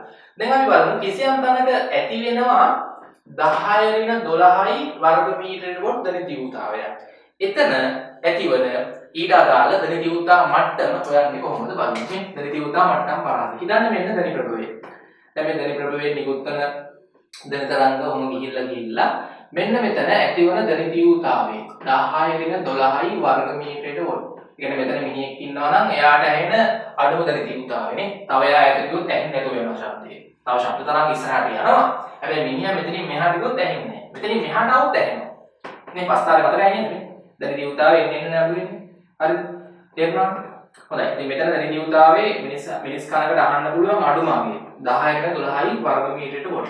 හරි. දැන් මට ඕනේ මෙතනට මේ ධනි තීව්‍රතාවයට දාලා ධනි තීව්‍රතා මට්ටමේ විශාලත්වය ගණනය කරන්නේ කොහොමද? අපේ සූත්‍රය මතකද? 10යි log 10 පාදේ අන්න I මෙතන ඇතිවන ධනි තීව්‍රතාවය 10 ඍණ 12යි. යට I not කියන්නේ 10 12. ඒක හැමදේම මෙයානේ මෙයා කැපිලා ගියාම මෙතන 1යි. බිංදුවයි නේ මෙතන 1 නේ. කුඩ සංඛ්‍යාවට යට සංඛ්‍යාව කැපිලා ගියාම එතන ඉතුරු වෙන්නේ 10යි 1. 10යි 1. ආන කියන්නේ ලඝු 10 පාදයට 1යි කියන්නේ කීයද? මතකද ඔයගොල්ලන්ට ලඝු 10 පාදයට 1යි කියන්නේ බිංදුවයි. ලඝු 10 පාදයට 10යි කියන්නේ 1යි. ලඝු 10 පාදයට 100යි කියන්නේ 2යි. එහෙනම් මේ කියන්නේ කීයද? බිංදුවක් වෙනවා. මේ කියන්නේ බිංදුවයි. එහෙනම් 10 වරක් බිංදුවයි ඩෙසිබෙල්. ඔන්න සෞම්‍යතා දේගලිය ධනි තීව්‍රතාවයට අදාළ ධනි තීව්‍රතා මට්ටම බිංදුවයි ඩෙසිබෙල්. එහෙනම් මෙතන කී දෙන්නේ ඩෙසිබෙල් බිංදුවයි. දැන් අපි බලමු කිසියම් ශබ්ද තරංගයක ධනි තීව්‍රතාවය 1 වර්ග මීටරයට කොට වුණොත් ඊට අදාළ ධන තීව්‍රතා මට්ටම කීයක් වෙයිද? අපි බලමු. සූත්‍ර මතකයි නේ? හරි. දැන් ගන්න බෝම්බයක් පුපුරා නේ. ලොකු ශබ්දයක් පිට වෙනවා නේ. බෝම්බේ පුපුරා දී. හරි. මෙතන ඉන්නවා මිනිහෙක්. හරි. ඒ කියන්නේ මිනිහට අහන්න පුළුවන් අවසාන ඇසිල්ල. මේ ශබ්දේ මේ හරිය දැන් ධන තීව්‍රතාව හිතන්නකෝ වර්ග මීටරයට කොට ලොකු ශබ්දයක් ලොකු ශක්තියක් සහිත ධන තරංගයක් මේ හරියෙන් පිට වෙනවා. 1 වර්ග මීටරයට කොට. ඊට අදාළ ධන තීව්‍රතා මට්ටම බීටා. කොහොමද වෙන්නේ? 10 වතාවක් ලඝු 10 පාදයේ i අන්න i දාන්නේ මෙතන ධන තීව්‍රතාවය 1 යට i not කියන්නේ 10 ගෙන 12යි. අඩු වගේනේ. ඒක සම්මතයෙන් මෙතනට අනිවාර්යයෙන්ම i not. i not කියන්නේ 10 ගෙන 12. මේක උඩට එද්දී ධන 10 12ක් වෙනවා. නේ? මේක උඩට එද්දී මෙතන සුළු කරාම ධන 10 12යි. මේ සංඛ්‍යාවක දර්ශකයක් තිබ්බොත් නේ ලඝු ගණකයක සංඛ්‍යාවේ දර්ශකයක් තිබ්බොත් ඉස්සරහට ගන්න පුළුවන්. 10 වතාවක් 12. ලඝු 10 පාදයේ 10. ලඝු 10 පාද 10 කියන්නේ 1. මේ කියන්නේ 1. එහෙනම් ඔතන කීයද 10 වරක් 12 120 වතාවක් 1 120. නේ අන්න අපිට එනවා මිනිස් කනකට අහන්න පුළුවන් උපරිම ධන තීව්‍රතාවයට අදාළ ධන තීව්‍රතා මට්ටම. වේදනා දේහය ධන තීව්‍රතා මට්ටම. හරිද? කියන්නේ 120යි ඩෙසිබල්. 120යි ඩෙසිබල්. දැන් ඔයාලට පැහැදිලි වෙනවා. හරිද? ඔන්න ඔය පරාස ටික. තේරුණාද? ඉතින් ඔය පරාස ටික වැදගත්. ඉතින් අපිට වෙන අංගයක් ආවොත් මේ සූත්‍රයෙන් ඊට අදාළ ධන තීව්‍රතාවය දන්නවා නම් ඊට අදාළ ධන තීව්‍රතා මට්ටම නිරුවේ. දැන් අපි බලමු අපිට කොහොමද මේක ගණන් එන්නේ. ඉතින් මේකෙන් අපිට එන්නේ බහු වර්ණ. හැම අවුරුද්දේම පේපර් එකේ බහු වර්ණයක් එනවා. පොඩි බහු වර්ණ ප්‍රශ්න කිහිපයක් හදලා පෙන්නන්නම්. ඒකත් එක්ක අපිට මේ බහු වර්ණ හදන්න තව පොඩි වැදගත් දේවල් වගේක් තියෙනවා. කෙටිකම. ඉතින් මෙන්න ධන ප්‍රභවයක් තියෙනවා. ක්ෂමතාවයි P. දැන් මෙතනින් ධන තරංග පිට වෙලා යද්දී අපි ගත්තොත් r දුරකින් පිහිටි ලක්ෂයක ධන තීව්‍රතාවය i1. එතන ධන තීව්‍රතා මට්ටම ඊට අදාළ ධන තීව්‍රතා මට්ටම ඩෙසිබල් වලින් p1. ධන තීව්‍රතාවයේ වර්ග මීටරයට කොට. හරිද? අපි ගත්තොත් මෙතන ඉඳන් අපි ගන්නවා 2 r දුරින් ලක්ෂයක්. 2 r දුරින් ලක්ෂයක් ගත්තොත් එතන ධන තීව්‍රතාවයේ i2. එන්න අඩු වෙනවනේ ධන තීව්‍රතාවය අඩු වෙද්දී ධන තීව්‍රතා මට්ටමත් අඩු වෙනවා. දැන් ඔයගොල්ලෝ දැක්කද මේ ලඝු කරාම ඉන්නේ ඩෙසිබල් බිඳුවේ නම් ඒක මට කියන්න හම්බුනා ඩෙසිබල් බිඳුවේ නම් කීයක් දක්වාද ඩෙසිබල් 120 දක්වා මට කියන්නේ මේ ඩෙසිබල් එක ගණනය කරද්දී ලේසි කියලා තේරෙනවද මේ ඩෙසිබල් බිඳුවයි 120යි කුඩා ස්ථානීයයන් පරාසයක් කියන්නේ ධන තීව්‍රතාවයත් එක ගත්තොත් 10 වෙන 12යි 1යි දශම ස්ථානවලින් ලොකු පරාසයක් දැක්කද බෙල් කරේ ඩෙසිබල් කියන විද්‍යාශනය කරේ අර ධන තීව්‍රතා පරාසය වැඩි හින්දා මිනිස් කනකට ශ්‍රවණය කරන්න පුළුවන් ශබ්ද තරංග වල ධන තීව්‍රතා පරාසය වැඩි හින්දා ලඝු කරලා සූත්‍රයක් එයා හදාගෙන ලඝු සූත්‍රයක් හදලා ඒකේ අගයන් කෙටි කරලා ගන්න විදියක් හදලා ගන්නවා. එච්චරයි මේ නේද? දේවල් නෙමෙයි. හරි පොඩි පොඩි දේවල්. ඒකට මම තියාගන්න. හරි. ඉතින් මේක අපි විභාගෙ මෙන්න මේ වගේ බහු වර්ණ වලට එනවා. මම පොඩි කීපයක් හදලා පෙන්නන්නම්. ඉතින් මේ වගේ ලක්ෂයක ධන තීව්‍රතාවය බීටා මේ මට්ටම බීටා 2 ධන තීව්‍රතාවය i2. හරි දැන් අපිට මොනවද දාන්න පුළුවන්? බීටා වල ලිව්වේ හැංගි 10යි ලො 10 පාදේ මෙතන i1 යට i0. i0 කියන්නේ කීයද හැමතිස්සම? අර මිනිස් කනකට අහන්න පුළුවන් අඩුම ධන තීව්‍රතාවය 10 න් 12යි වර්ග මීටරයට වොල්ට්. හරිද? එතකොට මෙතන ධන තීව්‍රතාව මට්ටම බීටා 2 10 වතාවක් log 10 එතන ධන තීව්‍රතාවය i2 යට i0. හරි? දැන් මට ඕනේ මෙතන ඇතිවන ධන තීව්‍රතාවයයි මෙතන ඇතිවන ධන තීව්‍රතාවයයි කියනවනේ. ඔය දෙකේ වෙනසට අගයක් ගන්න. ඒ කියන්නේ මේ ලක්ෂය ඇතිවන ධන තීව්‍රතාවයයි මේ ලක්ෂය ඇතිවන ධන තීව්‍රතාවයයි i2 i1. මට කවුද ලොකු කියන්නේ? i1 i2ද i1 ලොකුයි. අනිවාර්යෙන් එහෙනම් බීටා 1ද බීටා 2 ලොකු. ඉතින් i1 ලොකුයි නම් ඊට දාලා මට්ටම ලොකුයි. i2ට වඩා. i1 ලොකු නම් බීටා 2ට වඩා බීටා 1 ලොකුයි. ඒක තේරෙනවද කොහොමද? හරි මට ඕනේ මෙතන ධන තීව්‍රතාවයට වඩා මෙතන ධන තීව්‍රතාවය කොච්චරක් වැඩිද? ඉතින් i2 ගෙන් i1 අඩු කරන්න ඕනේ. මෙතන ධන තීව්‍රතාව මට්ටමට වඩා මෙතන මට්ටම කොච්චරකින් වැඩිද? අපිට ගොඩක් මට්ටම වෙනස් තමයි දෙන්නේ. එහෙනම් අතන ධන තීව්‍රතාව මට්ටමින් බීටා 2 වලින් අඩු කරන්න මෙතන ධන තීව්‍රතාව මට්ටම. මෙන්න මේ සුළු කිරීම පුත්තක් බලන්න. මෙන්න මේ ගන්න සම්බන්ධය අපිට බහු වර්ණ වලට වැදගත් වෙනවා. හරි මතක තියාගන්න. එකපාර ගණන් හදන්න පුළුවන්. වැඩි එකකින් අඩු එක. හරි අඩු කරමු. වම් පැත්තෙන් වම් පැත්ත අඩු කරා නම් දකුණු පැත්තෙන් දකුණු පැත්ත. 10යි log 10 පාදේ. හරිද? i2 යට i0. අඩු කරන්න 10යි log 10 පාදේ i1 යට අපිට වැඩියෙන් අඩුවෙන් අඩු කරන්න මම අඩු කරා. මේකේ වැඩියගේ බීටා 1 එක බීටා 2. නැත්නම් මේක මාරු ලයින් එක. හරි ඒක මෙතන වැඩියෙන් අඩුවෙන් අඩු කරන්නේ මෙයාගේ මෙයා. හරිනේ. නැත්නම් අඩුවෙන් මේ ලොකු එක අඩු කරනවා ඉතින් හරියක් කියලා නෙමෙයි හරියට අඩු කරන්නේ වැඩියෙන් අඩුවෙන් අඩු කරන්න පුරුදු වෙන්න හැම ඉස්සෙම. වැඩියගෙන් අඩු වෙනවා. ඇයට දැන් අඩු වෙනවනේ. අයිට අඩු වෙනවා බීටත් අඩු වෙනවා. හරිද? අයිට දාලා බීට තමයි මේ තියෙන්නේ. මෙතන අයිට දාලා බීට මේ තියෙන්නේ. මේ දල තීව්‍රතාවය මේක මට්ටම. තීව්‍රතාවය මට්ටම. හරි දැන් මේකේ සුළු කරද්දී මේක අපි ඕන ලියුවේ හැකි ඩෙල්ටා බීටා ඩෙල්ටා කියන්නේ වෙනසනේ. මේකේ 10 පොදු සාධකයක් නිකන් දෙන්නේ. ලඝු 10 පාදේ I1 යට I0. ඍණ ලඝු 10 පාදේ I2 යට I0. හරිද? I2 යට I0. හරි. දැන් ඔතන ඕගොල්ලන්ට ලඝුණීකිට එක සුළු කරන්න මතකද ක්‍රමයක් තිබ්බා. පාද සමාන ලඝුවණක දෙක අන්තරයක් කිව්වේ හැකි නේද බෙදීමක් ලෙස. ඔන්න බලන්න ඒක එකම ලඝුවණකයක බෙදීමක් ලෙස කිව්වේ හැකි. ලඝු 10 පාදේ අන්තරයක් තිබ්බොත් මෙයාව බෙදන්න මෙයාගෙන් එකම ලඝුවණකයක. ඒ කියන්නේ I1 යට I0 බෙදීම I2 යට I0.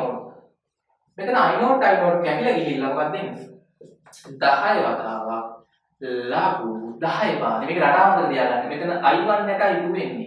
වැඩියගේ උඩට එනවා අඩුවගේ යටට එනවා. පටලව ගන්න නම් එපා. හරි මේ වැඩියගේ තමයි මෙතන මුලින් ලියන්නේ. වැඩිත්ත දියුතා මට්ටම තමයි මෙතන. අඩු කිරීම අඩුදන දියුතා මට්ටම. බීටා 2 සමානයි 10 ලෝ 10 පාදේ. මෙතන දැන් ලියන්නේ වැඩියගේ දන දියුතාවය. මතක තියාගන්න මුලින් ලිව්ව එකනේ වැඩි. ඒකේ දන දියුතාවය තමයි මෙතන ඉන්නේ. රින අඩුවගේ නෙමෙයි තියෙන්නේ මට්ටම. ඒකේ දන දියුතාවය තමයි I2. අර I0 කැපිලා ගිහලා අලුත් සම්බන්ධයක් එනවා ඩෙල්ටා බීටා. ඔන්න අපේ අවසාන සම්බන්ධය මේක වැදගත් ගණන් හදලා තියෙනවා. කියන්නේ දැන් ධනි ප්‍රභවයකින් පිටවල ධනි තරංග නිසා එයාගේ දැන් කිසියම් ලක්ෂ දෙකක් ගත්තොත් දුරින් විවිධ දුරවල් වලින් පිට ලක්ෂ දෙකක් ගන්න පුළුවන්. ඒ ලක්ෂ දෙකේ ඇතිවන ධනි තීව්‍රතා මට්ටම් දෙකේ වෙනස. දැන් සමහර තරංග වල කියනවා මේකේ යගේ ඩෙසිබෙල් 40යි. හරි මේකේ ඩෙසිබෙල් 40යි. මේකේ යගේ ඩෙසිබෙල් අපිට දෙනවා ඩෙසිබෙල් හරිද? ඉතින් 30යි. මෙතන ආගේ ඩෙසිබල් 50යි. මේක වැඩිනේ. හරි. එතකොට මට කියන්නේ මේ දෙකේ වෙනස කීයද? ටග්ග මෙතන ඩෙසිබල් 50යි අතන ඩෙසිබල් 40යි. ටග්ග මේකට ආදර්ශය ගන්න. මේක මතක තියාගන්න. 50 වෙන 40. සමානයි 10යි. ලොග් 10 පාර මම නිකන් මේ වගේ වෙන මේ වගේ අගයන් දෙනවා. හරිද? යම් ධනි ප්‍රභවයක් නිසා මේ ලක්ෂයේ මෙච්චර ධනි තීව්‍රතා මට්ටමක් ඇති වෙනවා මෙතන මෙච්චරක් ඇති වෙනවා ඒ තැන් දෙකේ එතකොට අපි දන්නවා ධනි තීව්‍රතා මට්ටම් වෙනස අපෙන් අහනවා එම ලක්ෂ දෙකේ ගානක් දෙනවා ධනි ප්‍රභවයෙන් නිකුත් වන ධනි තරංග නිසා මේ ලක්ෂයේ මෙච්චර ධනි තීව්‍රතා මට්ටමක් ඇති වෙනවා ඩෙසිබල් 50ක මේ ලක්ෂයේ මෙච්චර දුරින් පිටි මේ ලක්ෂයේ මෙච්චරක් ඇති වෙනවා අපෙන් අහනවා එම ලක්ෂ දෙකේ ඇතිවන ධනි තීව්‍රතා අතර අනුපාතය I1 යට I2 නැත්නම් I2 යට I1. ඉතින් මේකට ආදර්ශ කරන්න තියෙන්නේ. එම ලක්ෂ දෙකේ ධනි තීව්‍රතා මට්ටම් දෙක දුන්නානේ ගන්න දත්ත වලට ආදර්ශ කරලා මෙතන වෙනස ගත්තාම කියන්නේ 10යි. 50යි 10 සමානයි. මොනවා 10යි ලොග් 10 පාදේ I1 යට I2 මේ ලඝු දර්ශක සුළු කරන්න තියෙන්නේ. පටලව ගන්න එපා. දෙපැත්තේ 10 10 කැපුවාම කියන්නේ 10ට 1යි 10ට 1යි. එක සමානයි ලඝු 10 පාදේ I1 යට I2. අර ලඝු ආකාර මේ පාදේ මේක සංඛ්‍යාව මේක දර්ශකය මේක දර්ශක වලින් කියන්නේ කොහොමද මේ ලඝු ආකාරයක් දැන් එහෙමනේ ලඝු 10 පාදේ I1 යට I2 සමානයි 1යි මේක දර්ශක ආකාරයෙන් ලියන්නේ මේක පාදේ මේක දර්ශකයේ 10 දර්ශකයේ 1 සමානයි සංඛ්‍යාව තමයි මේ වරහන් ඇතුලේ තියෙන්නේ I1 යට I2 එහෙනම් ධනි තීව්‍රතා අතර අනුපාතය කීයද 10 1යි කියන්නේ මෙතන 10 නේ I1 යට I2 ඊට පස්සේ අපි අහනවා මේ දුරවල් අතර සම්බන්ධය. නිකන් හිතන්නකො මේ දුරවල් අපිට ඒ ගණන් වල එක එක විදිහට දෙනවා. මේක මෙතන ඉඳන් මෙතන දුර R1, මෙතන ඉඳන් මෙතන දුර R2. ඔය දුරවල් දෙක අතර අනුපාතයකුත් දැන් කොහොමද ගන්නෙ? අපිට මතකද කලින් ඉගෙන ගත්ත සූත්‍රය? මේක වැදගත් ඈ. මේ සම්බන්ධයෙන් ගණන් වල දිගටම ඕනේ. කලින් ඉගෙන ගත්ත මතකද? මෙතන ධනි තීව්‍රතාවේ I1 ලියන්නේ කොහොමද? I1 සමානයි ක්ෂමතාවේ ප්‍රභවයේ ධනි ක්ෂමතාවේ 4යි පයි R1 වර්ග. ඊට පස්සේ අතනාගේ I2 සමානයි P යට 4යි පයි R2 වර්ග. අපි දැන් ওই දෙක අතර අනුපාතය ගත්තන්නේ මේ දෙක බෙදන්න. I1 යට I2 බෙදුවම මොකක්ද වෙන්නේ? R2 වර්ගයට R1 වර්ගෙ P යට 4යි පයි යටට යනවා. I1 යට I2 දැන් මෙහෙදි 10යි. දෙක R2 පොඩි පොඩි ඒවා එහාට මෙහාට හසුරව ගන්න තියෙන්නේ. දැන් මේ විදිහට ගණන් අහන්නේ ඔය දත්ත ටික ඔය ටිකම තමයි අපිට තියෙන්නේ. ඊළ මේක දුන්නාම මේක නැත්නම් මේ ගණන් වල මේ දුරවල් දෙක දෙනවා. ගණන් වල දුරවල් දෙක දුන්නාම මේ දුර වගේ මේක දෙගුණයක්. තුන් ගුණයක් කියලා දුන්නාම ටක් ගාලා I1 ට I2 අනුපාතය ගන්න පුළුවන්. ඒක දාන්න මෙතනට. I1 ට I2 අනුපාතය. දැන් මේක R මේක 3i R. ඒතර අනුපාතය කීය දෙන්නේ? R වර්ගයට 3i R වර්ගය 9i R වර්ගනේ. ඒතර 1ට 9ක් එනවා. අන්න දානවා මෙතනට 9 හරි 1ට 9 හරි බලන්න. දාලා මේක සුළු කරගන්නවා. ඒතර අපිට අර දරිණී උදා මට්ටම් අතර වෙනස ගන්න පුළුවන්. ඒ කියන්නේ විභාග ප්‍රශ්න ඔයගොල්ලන්ට බැලුවේ හැකි මම දැන් ඊළඟ වීඩියෝ එකේ ප්‍රශ්න ටික වෙනම කරනවා. පස්සේ ආයි වීඩියෝ එකකින් මේක ඇවිල්ලා රචනා කරන්න ටිකත් එක්ක. එතකොට මම මේ දැනට කිව්වේ මේ එන ගණන් රටා ටික. දැන් ටියුට් එකේ ප්‍රශ්න කිහිපයක් තියෙනවා දාලා ඒ ටිකක් කරන්න. මම මේ පස්සේ කොහොමද වෙනම වීඩියෝ එකක් කරන්නම්. එක එක විදිය වලට අහන ප්‍රශ්න. ඉතින් මේ ප්‍රශ්න හදද්දී මේ ටික තමයි අපිට ඕනේ වෙන්නේ. දැන් මේ සූත්‍ර පාවිච්චි කරන්න වෙනවා. මේක පාවිච්චි කරන්න වෙනවා. දැන් සමහර ගණන් වල දැනෙති උත්තා මට්ටම් වෙනස දෙනවා. හරිද? මේ සමහර ගණන් වල මෙහෙම එනවා. දැන් හිතන්න කිසියම් ධනි ප්‍රභවයක් නිසා යම් ලක්ෂයක ධනි තීව්‍රතාවයේ I වේ. කිසියම් ධනි ප්‍රභවයක් නිසා යම් ලක්ෂයක ධනි තීව්‍රතාවයේ I වේ. මෙන්න ධනි ප්‍රභවය. යම් ලක්ෂයක ධනි තීව්‍රතාවයේ I වේ. එවැනි ධනි ප්‍රභව n ගණනක් තිබ්බොත් මෙතන. දැන් මෙතන ලවුඩ් ස්පීකර් එකයි. R දුරින් පිට ලක්ෂයක ධනි තීව්‍රතාවයේ I. ඔය වගේ ලවුඩ් ස්පීකර් n ගණනක් තියෙනවා. හිතන්න 10ක් කියලා. මට කියන්න එතකොට මේ ලක්ෂ්‍ය ධනි තීව්‍රතාවය කීයද? ධනි තීව්‍රතා මට්ටම කලින් බීටා. දැන් මෙතන ලවුඩ් ස්පීකර් n ගණනක් තිබ්බහම ක්ෂමතාවයේ 10 ගුණයෙන් n ගණනකින් වැඩි වෙනවනේ. එතකොට මෙතනින් එන ශක්තිය කලින් ඇත්තටම I නම් කීයයි වෙනවද දැන්? අන්න ඒක පොඩ්ඩක් මතක තියාගන්න. දැන් 10යි I වෙනවා. දැන් 10යි වෙනවා. දැන් I1 එක I නේ. දැන් I2 එක 10යි නේ. කලින් β1 එක β කියලා මම දැන් මෙතන β2 එක. මට කියන්න 10යි β වේද? මේක හරි. දැන් මේ ශක්තිය 10 ගුණයකින් වැඩි වෙනවනේ n ප්‍රමාණයක් තිබ්බම එවැනිම ධනි ප්‍රභව n ගානක් තිබ්බම 10 ගුණයකින් වැඩි වෙනවා. 10ක් තිබ්බම n ගානක් තිබ්බම n ප්‍රමාණය වැඩි වෙනවා. කලින් I නම් දැන් nයි. ඒක තේරෙනවද? nයි. හරිද? හැබැයි ධනි තීව්‍රතාවය දැන් ශක්තියනේ මෙතනින් I කියන්නේ මොකද්ද? ඒකක වර්ගවලයක් තුලින් ඒකක කාලයකදී යන ශක්තිය. ඉතින් එක ධනි ප්‍රභවයක් තිබ්බම ශක්තිය ජූල් 20ක් ආව නම් 10ක් තිබ්බොත් 200ක් එන්නේ නේ. එකම වගේම නේ. හැබැයි ධනි තීව්‍රතා මට්ටම මෙතන n වලින් වැඩි වෙන්නේ β2 වගේ. මේක β නම් මේක 10යි β වෙන්නේ. ඔන්න අපිට අද බැලුවේ මේකනේ. දැන් β1 කියන්නේ 10යි ලෝ 10 පාදේ මේක ලඝුවණින් එන ඉඳ එහෙම වෙන්නේ. I යට නැත්නම් I1 යට I0 නේ. මෙතන β2 10යි ලෝ 10 පාදේ මෙතන I2 යට I0. මේක බලන්න ලඝුත් එක සුළු කරද්දී එහෙම 10 ගුණයක් කියලා එන්නේ නැහැ. වෙනස් නිකන් බලන්න β2 වැඩිනේ. නේ මෙතන නම් β2 වැඩි. ඇයි මෙතන අනිවාර්යෙන් β1 ට වඩා β2 වැඩි වෙනවනේ. වැඩි දෙන ප්‍රභව ගානක් තිබ්බම β2 කියන β1 සමානයි 10යි ලෝ 10 පාදේ මෙතන දාන්නේ වැඩි වගේ. I2 යට I1. දැන් හිතන්න මෙතන ධනි ප්‍රභව 10ක් තිබ්බනම් අනේ 10ක් තිබ්බනම් හරිද? ඕගොල්ලන්ට මෙතන අනුපාත කීය දෙන්නේ? I2 යට I1 මෙතන 10යි නේ. නේ 10යි නේ. ඒතකොට 10යි යට I 10යි යට I කියන්නේ 10යි නේ. ඒක තේරුණාද?